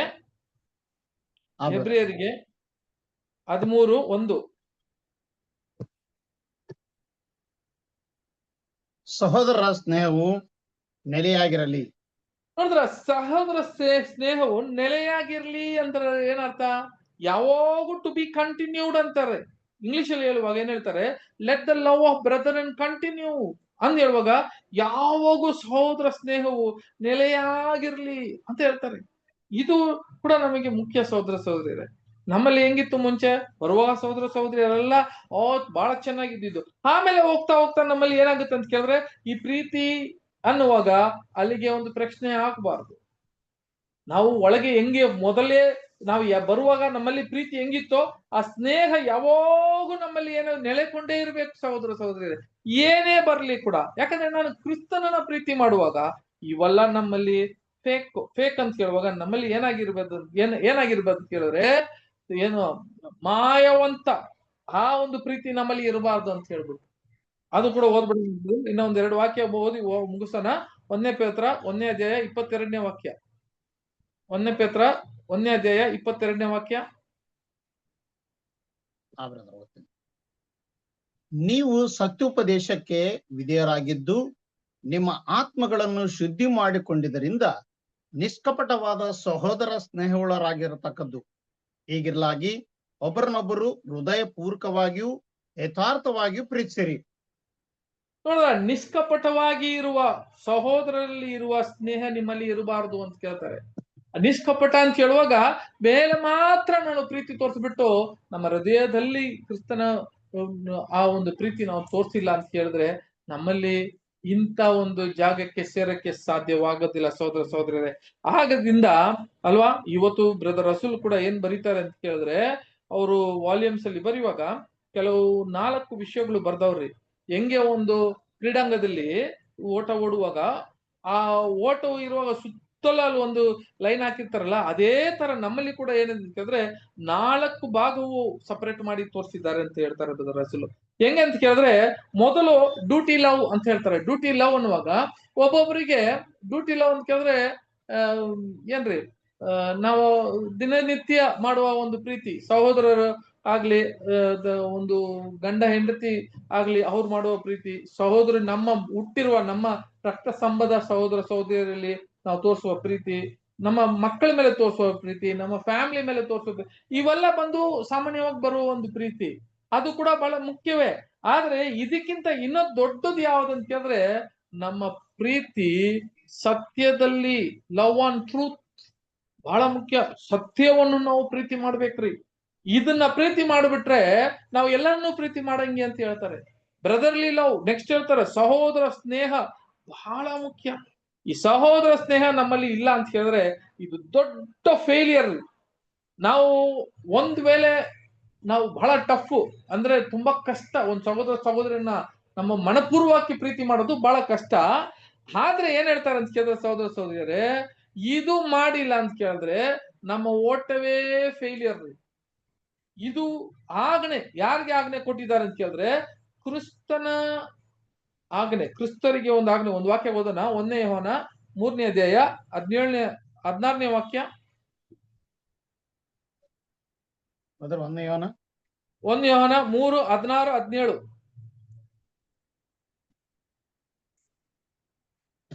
ಕ್ರಿಸ್ತನು ನಮಗೋಸ್ಕರ ತನ್ನ ಪ್ರಾಣವನ್ನು ಕೊಟ್ಟದರಲ್ಲಿ ಪ್ರೀತಿ ಇಂಥದೆಂದು ನಮಗೆ ತಿಳಿದು ಬಂದಿದೆ. ನಾವು ಸಹ ಸಹೋದರಿಗೋಸ್ಕರ ನಮ್ಮ ಪ್ರಾಣಗಳನ್ನು ಕೊಡುವ ಹಂಗಿನಲ್ಲಿದ್ದೇವೆ. 17. ಈ ಲೋಕದ ಸಂಪತ್ತುಳ್ಳ ಯಾವನಾದರೂ ಕೊರತೆಯಲ್ಲಿ ಬಿದ್ದಿರುವ ತನ್ನ ಸಹೋದರನನ್ನು ನೋಡಿ ಕರುಣಿಸದೆ ಬಿಟ್ಟರೆ ದೇವರ ಪ್ರೀತಿಯು ಅವನಲ್ಲಿ ನೆಲೆಗೊಂಡಿರೋದುಂಟೇ? ನೋಡಿದ್ರ ಸಹೋದರ ಸಹೋದರಿಯರ, ಹಂಗಂತ ಹೇಳ್ತಾರೆ. ಸಹೋದರ ಸಹೋದರಿಯರ, ಇದು ನನ್ನ ಅನುಭವದಲ್ಲಿ ಹೇಳ್ತಾ ಇದ್ದೀನಿ. ಏನಂತ ಕೇಳಿದ್ರೆ, ನಮ್ಮಲ್ಲಿ ಸಹೋದರರು ಯಾರಿಗಾದ್ರೆ ಕೊರತೆ ಅಂತ ಬರುವಾಗ ನಾವು ಅವ್ರಿಗೆ ಏನ್ ಮಾಡ್ಬೇಕ್ರಿ? ಖಂಡಿತ ನಾವು ಅವ್ರಿಗೆ ಉಪಕಾರ ಮಾಡಕ್ ಹೋಗ್ಬೇಕು. ನನಗೆ ಸಹೋದರ ಸಹೋದರಿಯರೇ, ಎಷ್ಟು ಜನ ನನಗೆ ನಾನು ಈ ಒಂದು ಪ್ರಾಬ್ಲಮ್ ಅಲ್ಲಿ ಇರುವಾಗ ನಾನು ತಂದೆಯ ದೇವರಿಗೆ ಬೇಡ್ಕೊಂಡಿದ್ದೆ, ನನ್ಗೆ ಹೆಂಗು ಇದನ್ನ ಸಮಾಲಿಸ್ತೇನೋ ನನಗೆ ಗೊತ್ತಿಲ್ಲ ಅಂತ ಹೇಳುವಾಗ ಸಹೋದರ ಸಹೋದರಿ ಎಷ್ಟು ಸಹೋದರರು ನನಗೆ ಬಂದು ಅವರು ಉಪಕಾರ ಮಾಡಿದ್ರು ಗೊತ್ತಾ? ಆ ಪ್ರೀತಿಯನ್ನ ತೋರಿಸಿದ್ರು ನನಗೆ. ಅದೇ ತರ ನಾನು ಇದನ್ನ ಒಂದು ಪಾಠವಾಗಿ ಈ ಪಾಠವನ್ನ ತಗೊಂಡಿದ್ದೀನಿ. ನಾನು ಇವತ್ತು ಏನ್ ತಿಳ್ಕೊಂಡಿದ್ದೇನೆ ಅಂತ ಕೇಳಿದ್ರೆ, ನಾನು ಮುಂಚೆ ಕೂಡ ಮಾಡ್ತಿದ್ದೆ. ಯಾವ ತರ ಒಂದು ಉಪಕಾರ ಮಾಡ್ತಿದ್ದೆ ಅಂತ ಕೇಳಿದ್ರೆ, ನಾನು ಸ್ನೇಹ ಮಾಡು ನನ್ನ ಸಹೋದರನಿಗೆ, ಯಾರಪ್ಪ ನನಗೆ ಗೊತ್ತಿರೋ ಸಹೋದರನಿಗೆ ನಾನು ಮಾಡ್ತಿದ್ದೆ. ನನಗೆ ಯಾರು ತುಂಬಾ ಕ್ಲೋಸ್, ನಮಗೆ ಯಾರಪ್ಪ ತುಂಬಾ ಸ್ನೇಹವಾಗಿದ್ದಾರೋ ಅವರಿಗೆ ನಾನು ಮಾಡ್ತಿದ್ದೆ. ಆದ್ರೆ ಇವತ್ತು ನನಗೆ ಒಂದು ಪಾಠವನ್ನ ದೇವರು ಹೇಳಿಕೊಟ್ಟಿದ್ರು. ಎಲ್ಲರಿಗೂ, ಸಭೆಯಾಗಿರುವ ಎಲ್ಲ ಪ್ರತಿಯೊಬ್ಬರು ಕೂಡ ನಿನ್ನ ಕಿವಿಯಲ್ಲಿ ಒಬ್ಬನಿಗೆ ಕಷ್ಟ ದುಃಖ ಅಂತ ಬರುವಾಗ ಅವನು ಎಲ್ಲೇ ಇದ್ರೂ ಕೂಡ ನಾನು ಮಾಡಕ್ಕೆ ಸಿದ್ಧನಾಗಿ ಇರೋದಿಕ್ಕೆ ತಂದೆಯ ದೇವರು ನನ್ನ ನಡೆಸಿದಾರ್ರಿ. ನನಗೆ ಹೇಳ್ಕೊಟ್ಟಿದ್ದಾರೆ ಈ ಪಾಠ. ನಾವು ಇವತ್ತು ನಾನು ತಿಳ್ಕೊಂಡಿದ್ದೀನಿ. ಇದನ್ನು ಮುಂಚೆ ನನಗೆ ಗೊತ್ತಿದ್ದ ಸಹೋದರರಿಗೆ ಮಾಡ್ತಿದ್ದೆ, ನನ್ನ ಸಹೋದರಿಗಳಿಗೆ ಮಾಡ್ತಿದ್ದೆ, ನನಗೆ ಗೊತ್ತಿರೋರಿಗೆ ಮಾಡ್ತಿದ್ದೆ. ಆದ್ರೆ ಬೇರೆಯವ್ರಿಗಂತ ಕೇಳಿದ್ರೆ ನಾನು ಅಷ್ಟೊಂದು ಹೌದಾ ಬೇರೆಯವ್ರು ಮಾಡ್ಕೊಂತಾರೆ ಅಂತ ಬಿಡ್ತಾ ಇದ್ದೆ. ಆದ್ರೆ ಇವತ್ತು ನನಗೆ ಆ ಒಂದು ಪಾಠ ದೇವರು ಹೇಳ್ಕೊಟ್ಬಿಟ್ರೆ, ಇದು ಒಬ್ಬನಿಗೆ ಗೊತ್ತಾಗ್ಬಿಟ್ಟು ಕೂಡ ಅವನಿಗೆ ಕೊರತೆ ಇದೆ ಅಂತ ಗೊತ್ತಾದ ಮೇಲೆ ಕೂಡ ನಾವು ಸುಮ್ಮನೆ ಇದ್ದು ಬಿಟ್ರೆ ನಮ್ಮಲ್ಲಿ ಇದ್ದಿದ್ದಂತ ಪ್ರೀತಿ ಯಾವ ತರ ಇದೆ ಪ್ರೀತಿ, ಇದು ಬಹಳ ಮುಖ್ಯ ಸಹೋದರ ಸಹೋದರಿ. ಆದ್ರಿಂದ ಸಹೋದರ ಸಹೋದರಿ, ನಮ್ಮಲ್ಲಿ ಏನ್ ಇರಬಾರ್ದು ಅಂತ ಕೇಳಿದ್ರೆ ಸೆಲ್ಫಿಶ್ನೆಸ್ ಇರಬಾರ್ದು ಅಂತ ಕೇಳಿದ್ರೆ, ಏನೇ ಆಗ್ಲಿ ಇನ್ನೊಬ್ಬರ ಒಂದು ಪ್ರಾಬ್ಲಮ್ ಬರ್ಡನ್ಸ್ ನಾವೆಲ್ಲ ಅದನ್ನ ಏನ್ ಮಾಡ್ಬೇಕು, ಆ ಇನ್ನೊಬ್ಬರಲ್ಲಿ ಇರುವ ಆ ಒಂದೊಂದು ಪ್ರಾಬ್ಲಮ್ಸ್ ಕೂಡ ನಮ್ಮಲ್ಲಿ ಹೊಂದಿಕೊಳ್ಳೋದಿಕ್ಕೆ ನಾವು ಮುಂದೆ ಹೋಗ್ಬೇಕು. ಇದೇ ಅಲ್ಲಿ ತೋರಿಸಿರುವ ಒಂದು ಪಾಠ ಅಂತ ನೋಡ್ತೀವಿ. ಮುಂದಿನ ಬರುವಾಗ ಪಾಠದಲ್ಲಿ ಕೂಡ ನಾವು ಏನ್ ಮಾಡೋಣ ಅಂತ ಕೇಳಿದ್ರೆ, ಒಂದು ವಾಕ್ಯ ಮಾತ್ರ ಓದ್ಬಿಟ್ಟು ಮುಗಿಸೋಣ. ಫಿಲಿಪಿಯ 2ನೇ ಅಧ್ಯಾಯ 3ನೇ ವಾಕ್ಯ. 2ನೇ ಅಧ್ಯಾಯ 3ನೇ ವಾಕ್ಯ.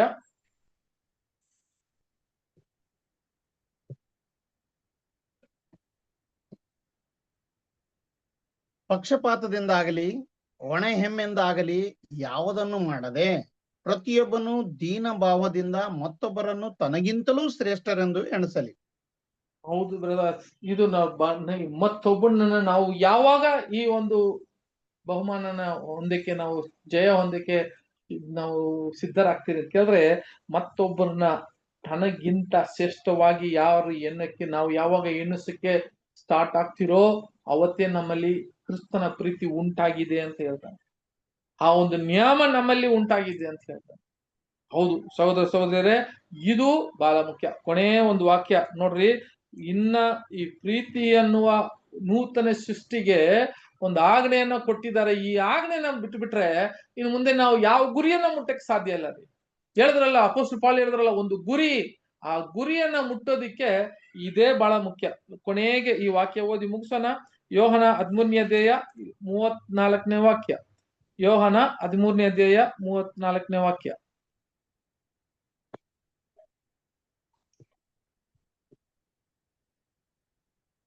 ನಾನು ನಿಮಗೆ ಒಂದು ಹೊಸ ಆಜ್ಞೆಯನ್ನು ಕೊಡುತ್ತೇನೆ, ಏನೆಂದರೆ ನೀವು ಒಬ್ಬರನ್ನೊಬ್ಬರು ಪ್ರೀತಿಸಬೇಕು.